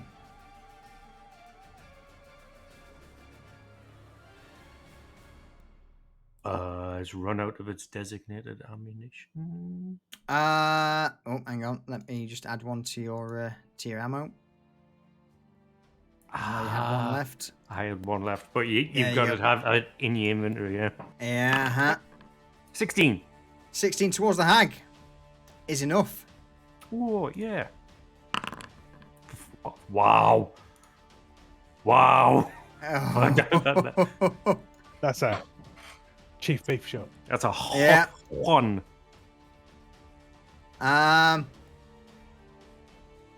Okay, there we go. So, as the shot rings out through the chambers and hits the hag, she looks towards Mitch. Fine. More for the piles. All right. Spend a key point, and as a bonus action, I use the patient defense and take the dodge action. Okay.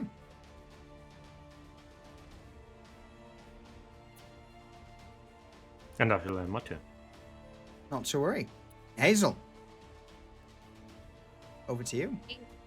Hazel is going to take her movement. That was 5. To move where the guys are. Now that guy's bound and gagged and kind of left with Vincent. Vincent, watch him. And Yeah, that's fine. What will her bow reach? Her short bow is only 80 feet, isn't it? Up to, short bow is actually up to 320 feet Oh, at disadvantage. So you got up to 80 feet for a normal roll. Anything over 80 feet is at disadvantage. okay. Well, she's gonna give it a go to hit the hag Okay. with her short bow. Okay.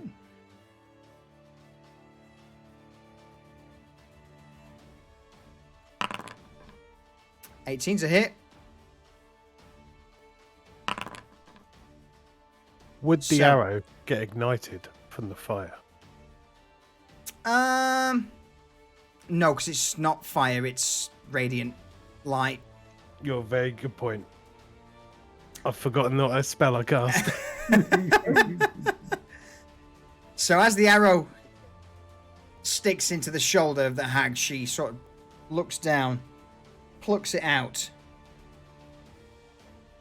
and drops it to the ground. And Hazel, you notice that the arrow left no mark whatsoever. So for Hazel's bonus action, she's gonna tell the guys that didn't do anything to her. So I'm gonna have to get closer and I'm gonna have to cut her arms off. That's Roll it for me an insight Oh. check.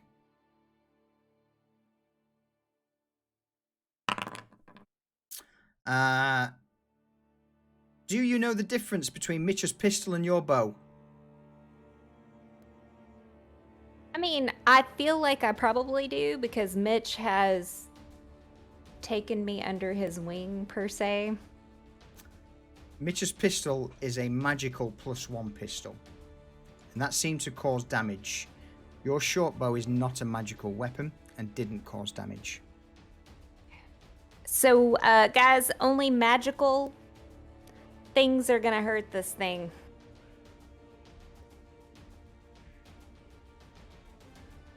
Any further actions?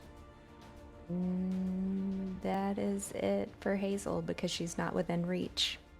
Okay. As a legendary action, the hag outstretches a hand towards the party. You begin to see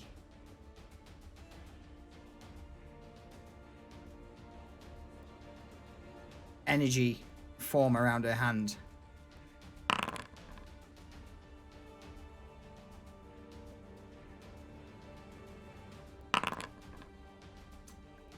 First hit towards Mitch is a 19. Is that enough? Just, yeah. Okay, so Mitch. Hazel, towards you it was a 21. Is that enough? Yes, but is Alright. that hold on. Let me look at my character sheet. You can with see it my- coming. I can see it coming. Mm-hmm. I could either do a reaction, but this one is a. Hold on, let me read evasion really quick. No, that's It's- only if it's a dexterity It's not save. only dexterity saving throw. Okay, so I'll use uncanny dodge then. Okay, so you're half the damage, yeah? Mitch, Yes. First Eldritch Blast towards you. Hazel, second Eldritch Blast towards you. Mitch, you get 10 points of damage. Hazel, you get 9. So 9 half. All right, it's an Eldritch Blast off. Booger, over to you. Well, Booger's not much one for standing back. So Frank's radiant wall of fire is still in place, right? Mm-hmm.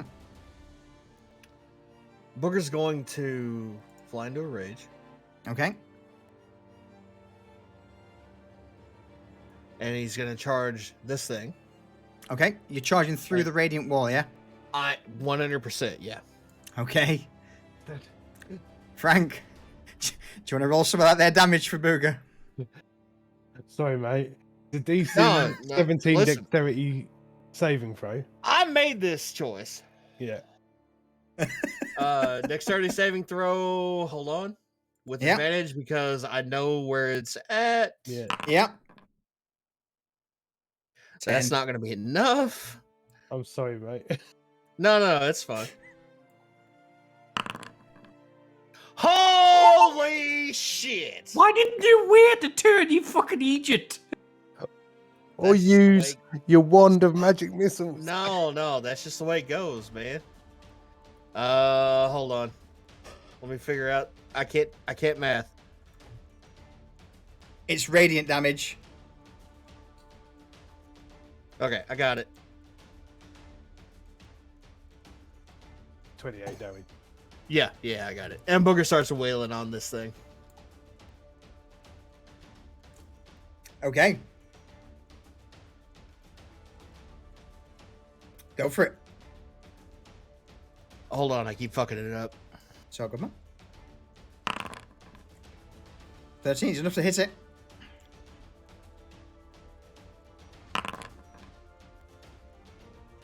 $16 damage, yep. And then I'm gonna hit it with the comeback. Okay. 17 is enough. Yep. For 14. And then I'm gonna yell at Vincent and Garvash to get in the fight. Okay. Vincent!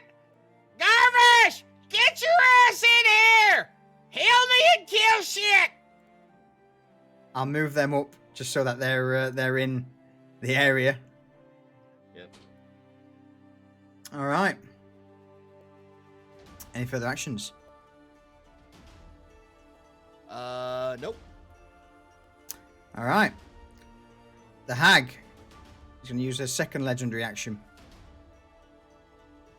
As she sees Booger run through this radiant flame towards one of her creations, she extends a hand towards both of them. Frank, roll me a perception check. Perception check.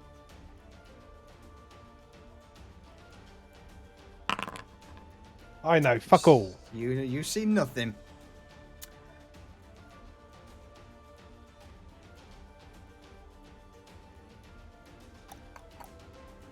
All you would see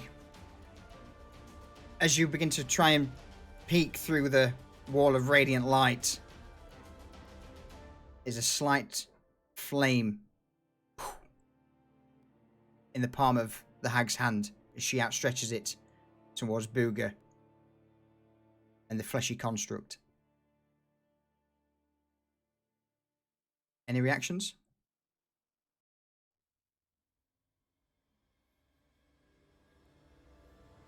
Nothing I can do from this distance. You all see a slight flare head from the hag's hand to one of the barrels on the construct. Booger, I'm going to need you to make a dexterity saving throw. To one of the barrels on the construct. Yes. Bear in mind, these two fleshy mounds have got barrels packed into them, like built into them. 18. Bear with me 1 second. Yep.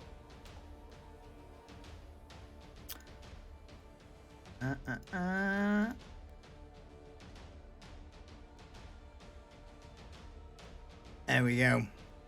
So, Booger, you're immediately thrown off your feet. Launching 15 feet away. I'll put you there. As this massive corpse just erupts in a fiery explosion. You're lucky, actually. 24 damage. I take half of that, right? Because I saved the Correct. throw. Correct. Bits of flaming gore coat the room. And the hag just clicks her tongue. Not enough.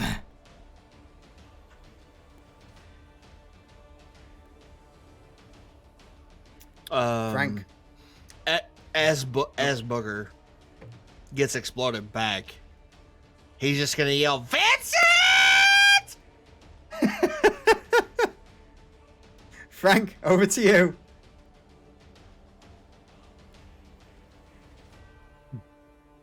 Okay.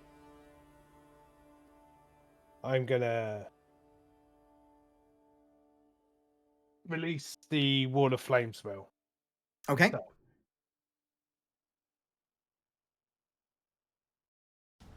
So that peters out. Fucking days. Now I'm gonna... Oh, yeah, Ender's already got me. Yeah.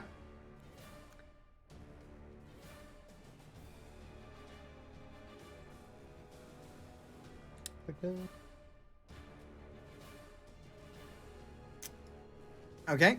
So you moved up. And that, so I've done my full movement. And it's time for an Eldritch Blast Off. Of course it is. 14 will do it. Swish. 10. So just as her hand moves away from casting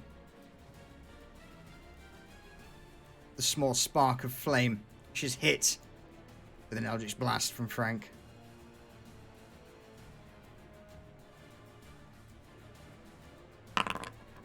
$14's, yeah. And we'll That'll do do. exactly the same again. Same again. For the same damage. For the same damage. Are you You know pushing, what? pulling? I'm gonna do neither. Neither? Okay. So the hag's hit twice with the Eldritch Blast, and she manages to stand her ground. Her eyes turn towards Frank, and she licks her lips. You'll do. Any further actions? Where's Kelton? I'm just gonna bring Kelton into the room. Okay. Good. Just gonna sit him there. Okay. So he's in range. Should I need? Cool. So the hag's gonna have her actual turn now. Mm-hmm. It was 10. There we go. She will move towards the group, all the time staring intently towards Frank. These two blasts slamming into her before she extends a hand. And we'll go with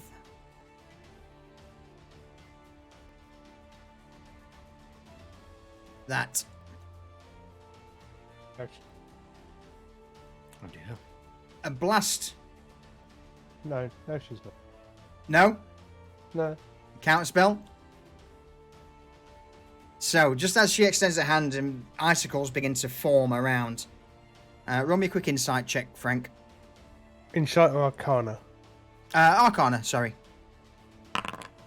14. You immediately recognise the spell to be that of Cone of Cold. A 4th level spell? Mm-hmm. 5th level spell, sorry. Cold? Doesn't matter. Really? My counter spell's 5th level. Yeah.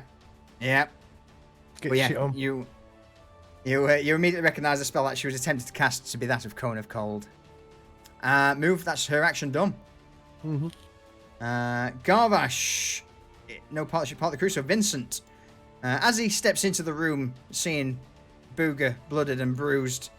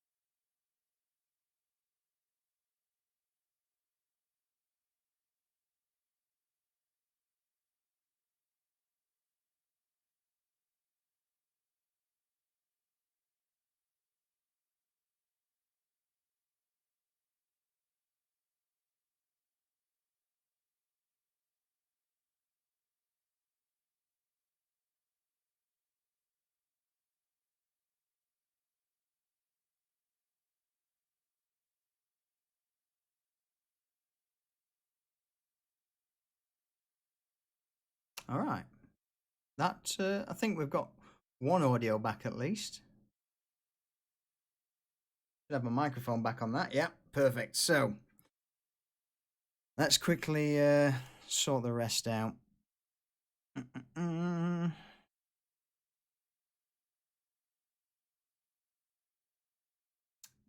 Fuck knows what happened there.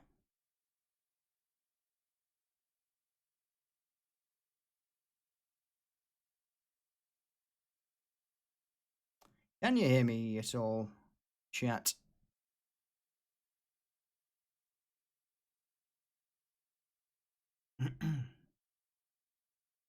Yeah. Okay, so you can. So, I have absolutely no idea what went off here.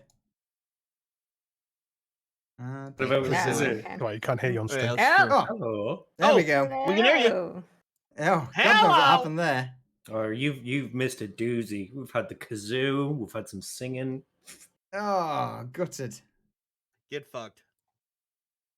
I am upsetty spaghetti. I could eat some spaghetti right now. Yeah? Right, just bear with me 2 seconds because I have a feeling voice meter decided to shit itself. Which completely Well, that's never killed happened everything. before, has it? I know. Such a stable program. Yeah, the most stable of programs. All right. A bit like Eve is free. Yeah, Eve is so free. Right. So, fingers crossed. No, Lionheart, Discord didn't shit the bed. Just Solutions, voice meter shit the bed. Yeah. It All right. It does happen with voice meter pretty often.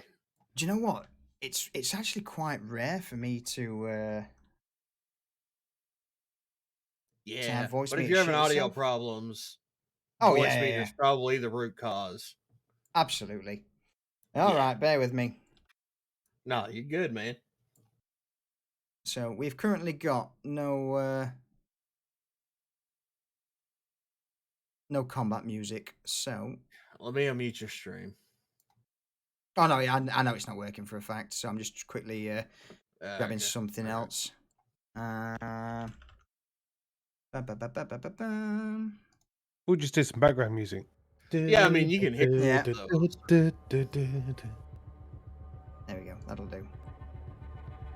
Dun, dun, dun, dun, dun, dun, dun, All right. dun, dun, dun, dun, dun, dun. So, Vincent will cast. So Ender said lesser restoration, but we'll actually go with something a little better because restoration does not really heal. So, what we can do though is cast Prayer of Healing at 3rd level. That's a good one. Perfect. So, spells. Prayer of Healing at 3rd Whatever level. gets Booger back into the fuck, cause he about to fuck this bitch.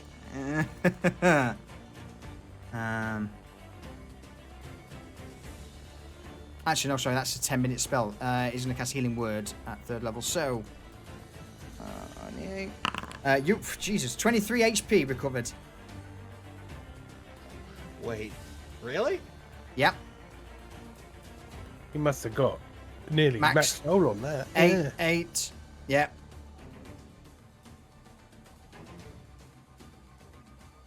That's to me, right? Just confirm. That's just to you, confirming. straight to you. Yeah, Okay, yeah. So, perfect. with an outstretched hand, Vincent casts Prayer of Healing. Booger, you immediately feel yourself rejuvenated, and the wounds and burns over your body begin to close. Mitch, over to you. First of all, hold on. Yeah, I'm going to spend a key point. Uh-huh. I'm going to use Step of the Wind. Okay. I'm going to use my movement. That's 45 Yep. foot. And then I'm going to use a dash as Step of the Wind Okay. and get, behind her. All right. Oh, yeah, little beauty. You. And then I'm going to give I'll her the give you good news. advantage. Oh, really? I'll give you advantage. Due to how fast and you move behind her and she's currently focused on Frank and Booger, you managed to just duck behind her at the last minute. 17 That'll do. for 16 damage. Okay. And because I'm a dick, I'm going to spend another key point. Because I can just spend them like fucking candy. Yeah. And we'll have a stunning strike. Okay. DC 15. She rolls a 14. She's get going to that. use a legendary resistance to automatically pass that. Okay. Alright, second address. Yeah. 22. 22 Burst will hit. dial. 10. Okay. Spend a key point. Okay. Get stunning striked. 14. She will use her secondary legendary resistance. Oh, keep Let me doing double them, check. mate. Keep doing them. Cool story. I'm going to spend a key point. Okay. A flurry of blows there. Let me just double check to see if she can use multiple ones on the same turn. Doesn't matter. Uh, There's more coming our way. I think she can, actually. I think she can actually. Yeah, she can. Yeah. Okay. 24's a hit.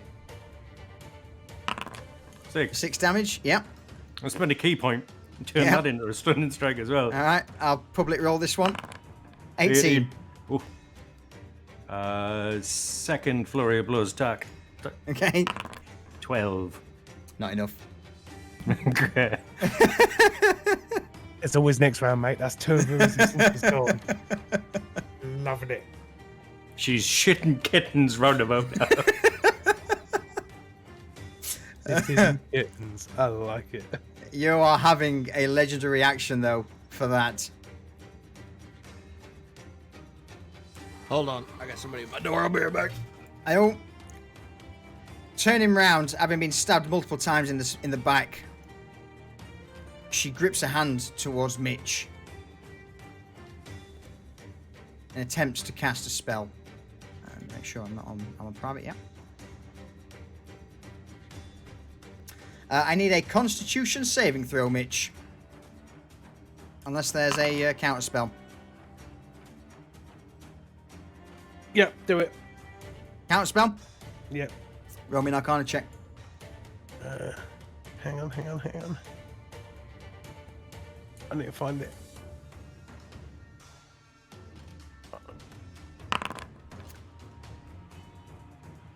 Frank, you immediately notice that the arcane waves emanating from the hag, that this spell was a 6th level spell, flesh to stone. Oh. And if you hadn't have counterspelled, Mitch would be in trouble. Hazel, over to you.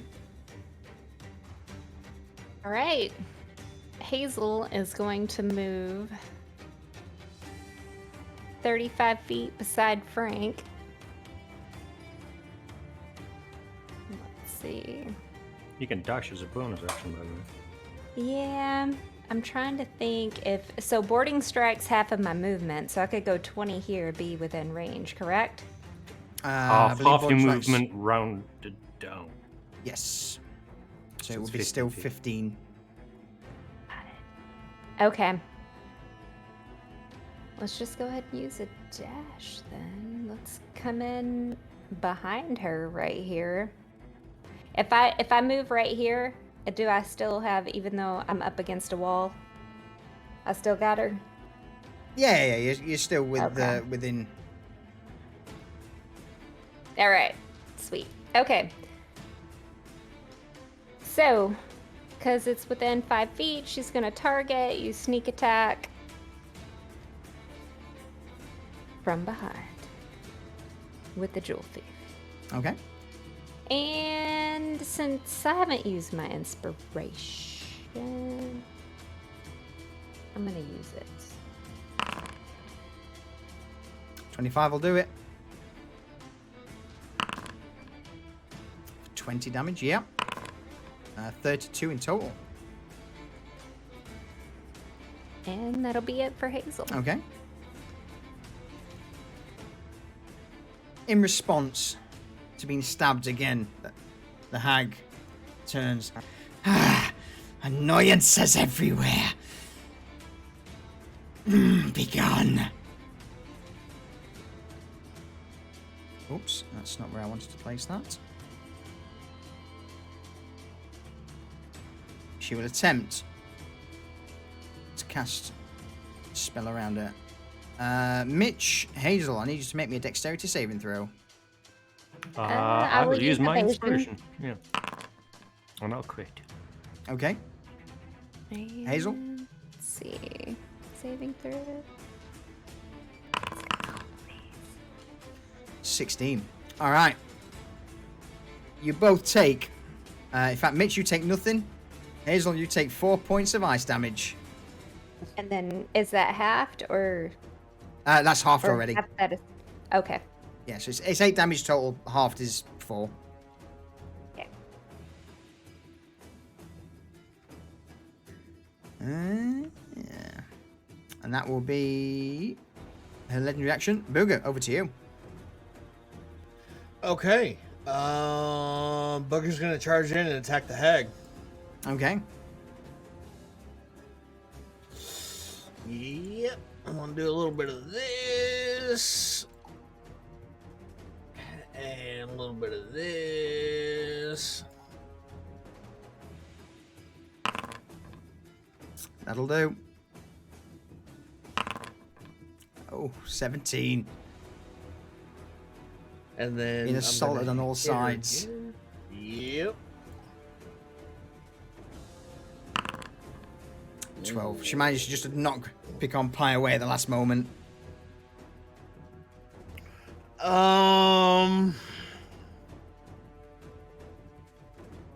Okay, I think I'm done there. Okay. Frank, over to you. Okay. I'm going to take a little diagonal step to Yeah. a better line of fire.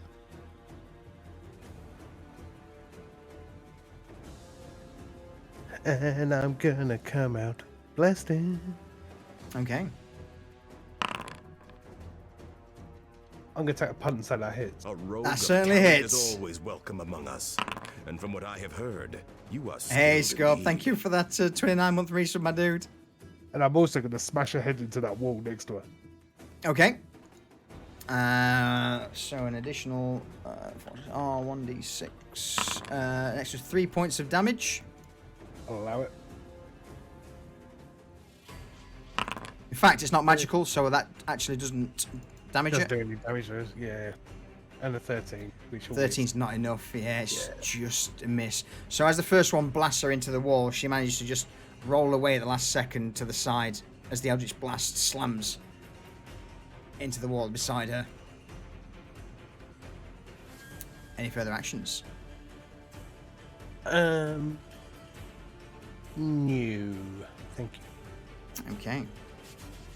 So the hag herself.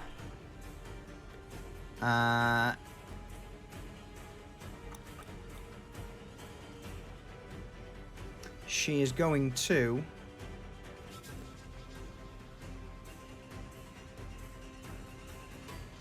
Her action will be to disengage. And she will move 5, 15, 20, 30 feet to there. As a She bonus action, disengaged, huh? she disengaged. Yep. So she managed to just slip around you within human speed as you try and swing Pecan Pie and the Jewel Thief towards her. But she gets away at the last moment. Ooh, Shadow with could- part of the crew. I haven't used a reaction yet. If she does that, can I attack her? No, she disengaged. But no, I have that special ability, whether they Sentinel, disengage or was it? not. Sentinel, yeah.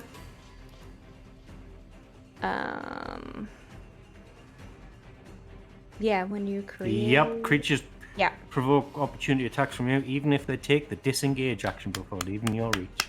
And then their speeds become a 0 If you hit. if I hit. And I guess I will have to pull out.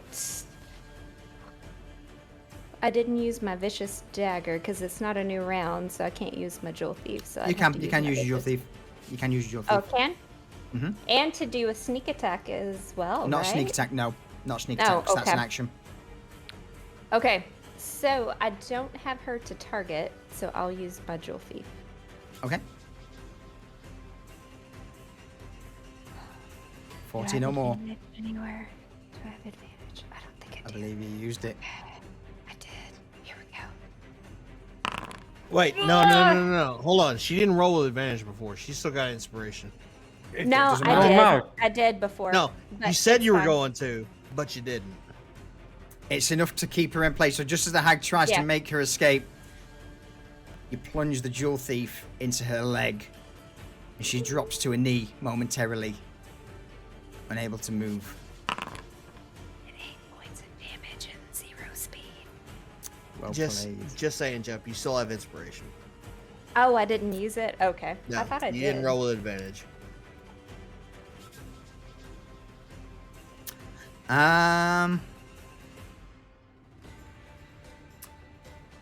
In that case, all she can do as a bonus action is she will lash out towards Hazel with her staff. 19 That will hit. for 8 points of damage. So just as the Jewel That'll Thief take- slams into the hag's leg, she lashes out with her staff, hitting Hazel. Well played. I will take it. I will take all of it.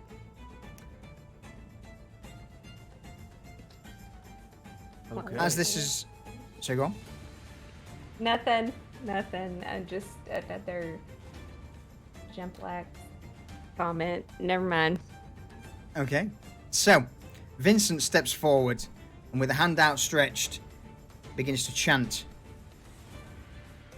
And with a 5th level spell, in fact, let me make this public.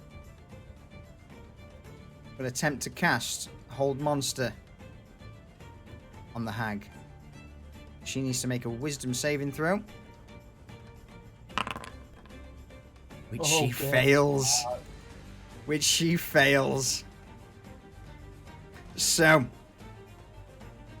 immediately, the hag freezes in place. You see Vincent there with his hand outstretched. Beads of sweat begin to trickle down his forehead. The hag is currently paralyzed. Oh dear, oh dear. Mitch, over to you. Can I see that she's visibly just like frozen in place? Oh yeah, absolutely. So basically, for all intents and purposes, a paralyzed creature is incapacitated, can't move or speak. The creature automatically fails strength and dexterity saving throws. Attack rolls against the creature have advantage, and any attack that hits the creature is a critical hit if the attacker is within 5 feet. Oh dear. Oh, dear. okay. Oh dear. Dead as fuck, isn't it? Oh no, I got That an seems advantage, enough. don't I? Yeah, Oh, it's enough, is it? it's still enough. Yeah, Versatile. And it's a Crit crit, damage. right? it's a crit. 21. Yeah, Second attack. yeah, 18. yeah. 19 damage. Mm-hmm. Still alive? She's holding on. Okay, I gotta spend a key point. Stop pummeling the poor paralyzed woman. Ah, flurry of blows. 19. Yeah, yeah, 6. yeah. She's still stood there. 20. Yep. For 9. Yeah, she's again the unnatural energies that that power hag. It's not enough to bring her down, but she's fucking unpleasantly wounded. Is still standing. So frozen in place, Mitch just stabs her and starts curb stomping. All right. As a legendary action, she's gonna try and break the fuck out of this. So, is that you done, Mitch? Oh yeah. Yeah. All right. Wisdom saving throw. It has to be. Let me double check what it was. DC 13.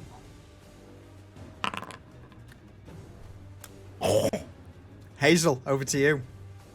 All right, new round. So my jewel thief's back up, right? For me, because it got back around to me. Okay, Yeah. sneak attack This is going to be epic, by the way. with my jewel thief. With advantage and as a then critical hit. With advantage. And then all damage hits. is rolled as a critical. All okay. damage is rolled as a crit. Okay, that was a shit roll Yeah, for I mean- you. Fucking- Dead as fuck now. Is she dead? She's dead as fuck. 50 Okay. points of damage. Get fucked. Stay fucked. What happens to the hag? Hazel just kind of just goes to town, and Blooder just splatters just onto the ground as she just crumples and disintegrates. Oh. And with that,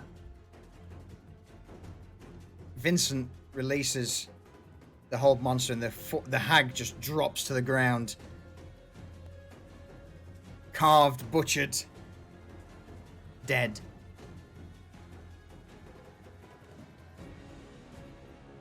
I think you've got Shadow fucking well played on that one. I didn't realize that spell was so fucking powerful. That's filthy. Yeah. Hold monster is beautiful. Really lucky, though, because it was a real low DC. Mm-hmm. With the hag dead, you see the remaining corpse mound stiffen up. No longer moving. But still potentially a threat if one of the barrels is lit.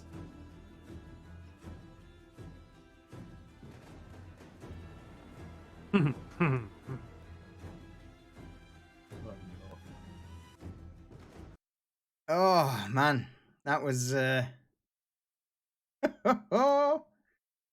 was rough. Would everyone like to move away from the corpse, the big monster, please? Yes. I think we're out of range, right? I grab Bugger and pull him around the corner just in case, anyway. Oh, do I need to move that way? I mean, hard target between you and an explosion. You just tell me where I need to move, Hazel. Go there. Yeah, I think you're good there. I'm going to light a torch from my pack, Okay. and I'm going to cast Mage Hand. Okay. And I'm going to use the Mage Hand to stuff the torch into one of the barrels. Okay. Frank, this is a terrible idea. As the torch sticks into the barrel, as expected, the corpse mound explodes in.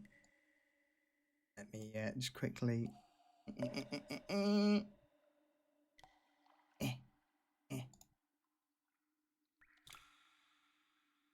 Explodes out. You see bits of the wall that the corpse man was butt up against crumble away and is blown out. And a few seconds later, silence descends on the chambers, apart from the occasional creaking of the roof above. Problem solved. Yeah, cheers for that. Could have brought the roof down on our heads, but okay. I go check the cauldron back here. Let me get rid of that. All right, so pretty much you got free reign of the area. So I will, for now, get rid of the walls. Cool. There we go. What a shithole. Yeah. So as you begin to look through the chambers of the hag, there just seem to be a few areas that are made for sort of corpse preparation, and on the shelves at the back are various jars of what appears to be black powder or a similar explosive substance. You begin to get the let's say that again, sorry. We'll pocket that. Yeah, you begin to get the idea that this hag was either potentially trying to blow up certain parts of Luskan or at least level the sewers around her chambers so that they weren't found. Nobody blows up Luskan but us. He's not wrong. Frank, are you heading towards the small cauldron at all? I will be, yes. So as you get close to it, you would feel the familiar presence of Umber Lee around that area, and it's not so much a cauldron. It seems to be more like a pool of water that's sunk into the ground. Mm-hmm. Roll me a Hazel. Roll me an investigation. Frank, roll me a Arcana.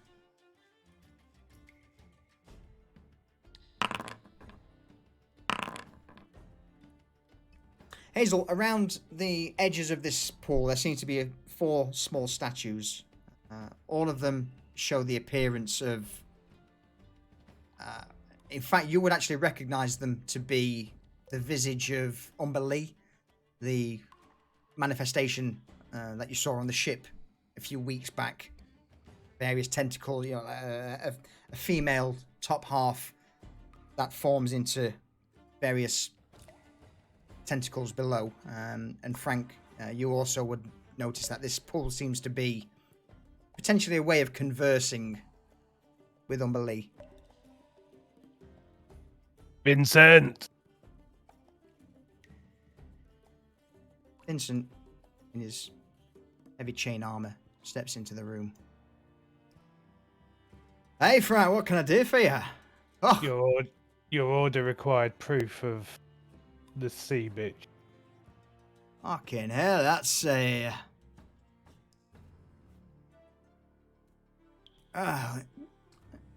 stepping down, Vincent begins to examine the pool. Oh, hey, you certainly weren't wrong about that. Fucking hell, that's, this thing fucking smells evil, never mind. Oh, God, has that hag been shitting in this pool or something? Definitely That's just a look. breath. Do you guys see? Like it looks like what was on the ship. See? Hazel's like pointing.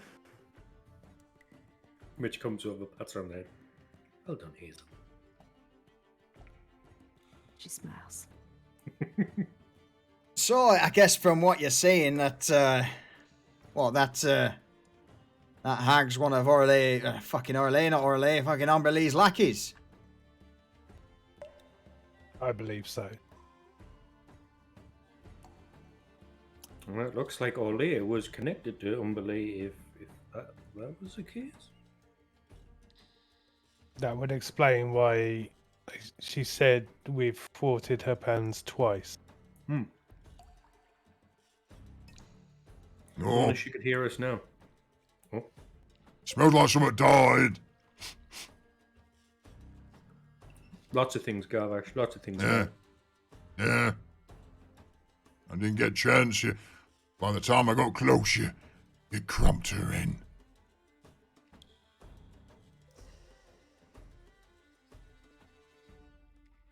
Is there This anything pool- you want? So go on. This pool may be magical in some way. Vincent.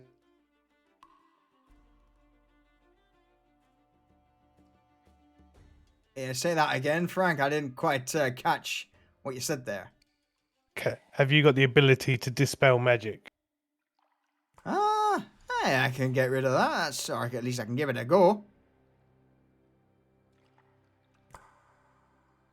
And with that, Vincent extends a hand.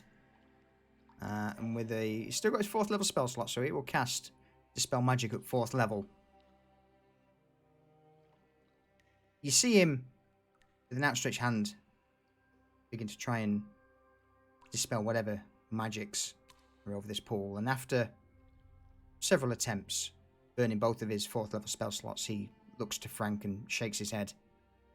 I can't. Something divine about that that's holding me back. I cannot do anything with it. Not a thing. I feared as much.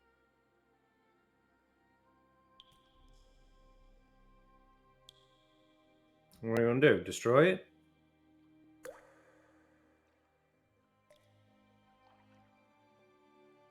I have no spell in my arsenal until I have a rest.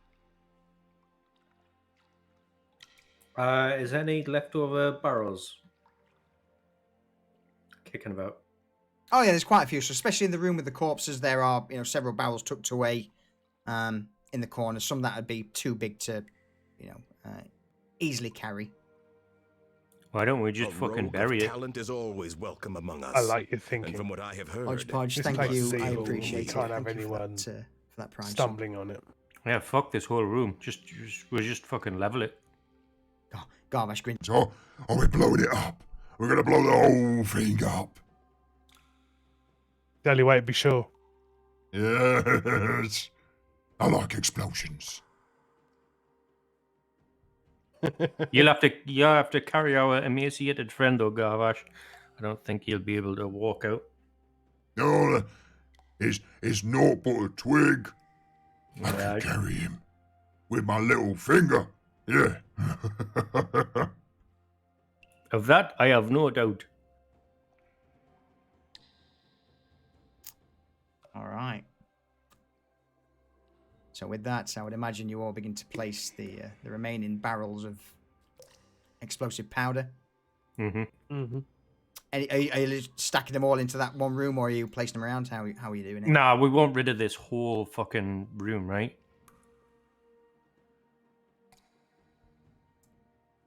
I don't know. You tell me. So everything that's basically been touched by corruption in here is just fucking evil. Fuck it all. We'll blow it up. We'll daisy chain fucking barrels around the room.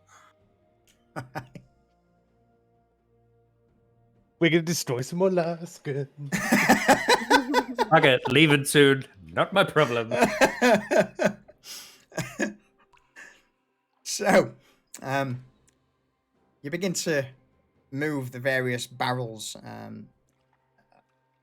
Roll me a quick investigation check. 'Cause I know you've pocketed a few of the vials. I mean, you're all checking it out. Roll it with advantage. Oh, I've got really good investigation. 10. Wow. 10, Doubled.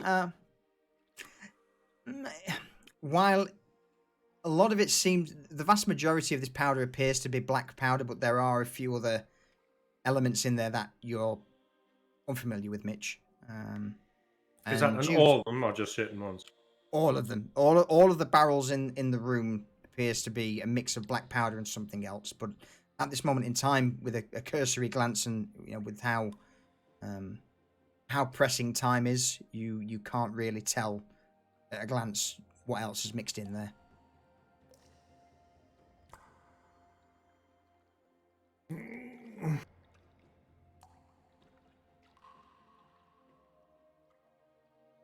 So, is we blowing it? No, I'm not. I want to know what this shit is mixed in with the black powder. It could be fucking. Last thing we want is to let a fucking explosive plague out in the middle of fucking Luskan. Good point. Soul moves over to Mitch to see what he's talking about. Could I cast Identify on it? Yeah, if you wanted to take a quick rest in this place. I don't need to do a rest. I can ritual cast to Identify. Cool. Then yes. Yes, you can. Roll me an Arcana check at advantage. Arcana 22. So, it appears that the vast majority of these barrels have got various dusts mixed in. You're not entirely certain what all of them are, but it appears to be that the vast majority are taken from the Fey realms. And having a quick test, you notice that the explosives will be a lot more potent. Mm-hmm. You don't get any inclination that it would be a poison or toxic or acidic in nature. It just seems to be almost as a little bit of a... It's juiced up powder. It's juiced up powder, yes. Let's save a little sample of it, see if we can't recreate it ourselves. Because stronger gunpowder might mean better cannons. Okay. We'll take one of the smaller kegs and everything else. So maybe we should just be further away when we set this off, eh? Maybe at a bow shot at setting it off. Mm-hmm. Make a nice gunpowder trail and then a bow shot away to set it off. Yeah. Yeah, because I don't want to be anywhere near this when it goes off. No. Also, this wasn't our fault. It was all the hag. Cool. You already know what's coming. Yeah. You already know what's coming. All right. In my book, it's Sutton's fault for sending us down there. So, I will bring you to this. Over the span of the next 15, 20, 30 minutes, you strategically place the barrels around the chambers. I would imagine targeting supporting beams Mhm. and packing a fair few barrels into the chamber with the well in. Yeah. Using trail of powder out of the. How far away are you trying to? Are you going to trail this gunpowder line? I don't know, like 100 meters. Yeah. Okay. Like as far as I can. So you would get it to, I mean, let's say 3/4 of the way to the entrance or to the exit of the sewers where you originally left from. Or Yeah. entered, sorry.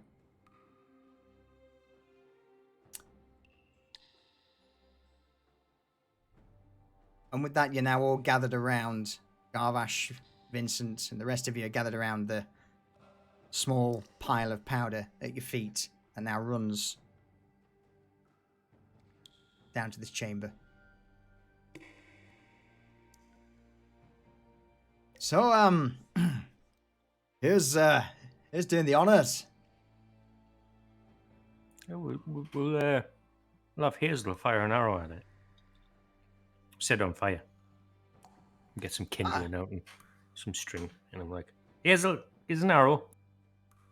And with that, you see Vincent grab Garvash by the shoulder and with a bit of a skip, begins to make his way towards the exit. We'll see you all outside if, I... Cheerio! Better hurry. I got an itchy bow finger. I cast prestidigitation and set the arrow on fire. So Right. hard to say. And we're like pretty far away, right? So you would probably be able to get, I would say, through the various turns. I mean, yeah. Let's say you managed to get the last sort of 50 meters towards the exit. So you are far away, but the further you are, the darker it is in the sewer, the harder it will be to hit a small pile of powder. Bear in mind, it takes time for that powder to burn, and we're legging it as soon as that fucking shit thing's lit. Yep. All right. When you guys are ready, I'm ready. Let it fly. I'm gonna do this with the advantage since I haven't Okay. used my advantage. Because I feel like the whole team's like counting on me. So I'm going to say 15 or more. Oh, thank God. Just. The arrow flies, leaving a burning trail through the air before skittering against the stones of the sewer, igniting the powder. And what you would expect a small trail of powder to slowly burn, this one doesn't. You immediately just see the and this line of powder quickly begins to ignite and head down the sewers. You hear Mitch swear in Dwarvish, and he fucking legs it. Hazel follows behind. Just as Frank, Hazel, Mitch, and I would imagine Booger jump out of the sewer tube into the open ground, you hear a low rumble. Followed by a plume of fetid gas and dust that blows out of the exit behind you. Followed 3 seconds later by an Collapse almighty the sewer tunnel. by an almighty crash. And to your left, 150, 200 meters away, you just see the earth just rise. And the docks of Dragon's Beach is immediately showered in rubble, rocks, bricks, and wood. I think that went really well, don't you? We didn't burn Yeah. anything. Absolutely. Didn't set fire to the warehouse district? Nothing. Wait, what part of the town did we blow up? 10 seconds later, you begin to hear the ringing of fire bells across Luskan. And the I take it all back. screams of people on the dockside. Well, We- shit. We might need to get away from this area. No, it wasn't our fault. It was the hag. Remember? It was all Sutton's idea. That's what I'll tell him, but shouldn't we get away? Probably. Yeah, let's go tell something. We got the job done. Yeah. To curve them. Yeah, to Kurth and I strut off. And with that, we'll call it there for the day. This is a good 4.5 hours. Second breakfast. With the crew covered in dirt, filth, and soot, making their way back into Luskan. So let's just bring up the map of Luskan, and I'm pretty certain somewhere I should be able to say there.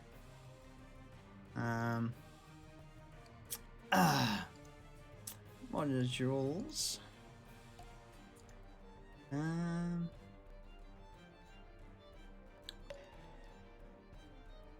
No idea what this looks like, but let's put that in. There you go. So I dare say that sort of area there is Sorry. currently This town's got 2 docks. Don't worry about it. it's currently a crater with fire raging all around. And anyone want to say anything before we close the stream out? Probably something on all of this. I'm just going to say, that's a hat trick. 3 bits of Yes, Luskan, 3 quarters of the city destroyed. You're not wrong. You're not wrong. All right, on that, say goodbye, chat. Goodbye, chat. Goodbye, Bye, chat. chat. Oh, man. All right. Let's go. We're done. See you all later. What will we do with a drunken sailor? What will we do with a drunken sailor? What will we do with a drunken sailor? Early in the morning, way hey up she rises, way hey up she rises, way Shadow, I'm glad you enjoyed it. And again, everyone, thank you for tuning in.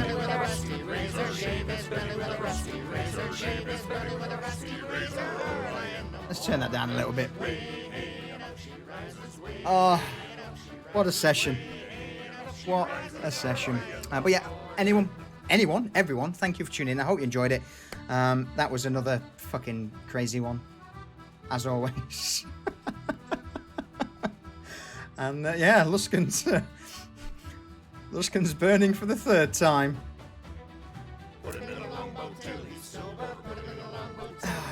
Dear me.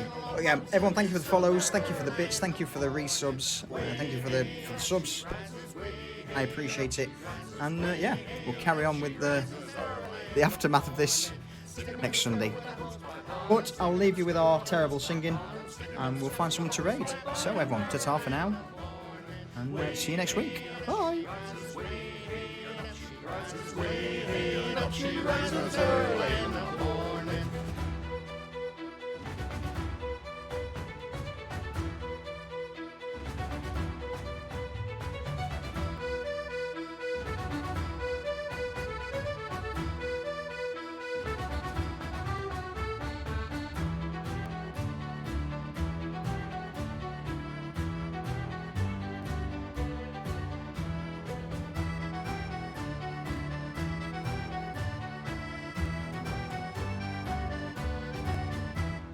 Put him in the bed with the captain's daughter. Put him in the bed with the captain's daughter. Put him in the bed with the captain's daughter. Early in the morning, way hey up she rises. Way hey up she rises. Way hey up she rises. Early in the morning. That's what we do with a drunken sailor. That's what we do with a drunken sailor. That's what we do with a drunken sailor. Early in the morning, way hey, and up she rises way, hey, and up she rises way, hey, and up she rises early in the morning.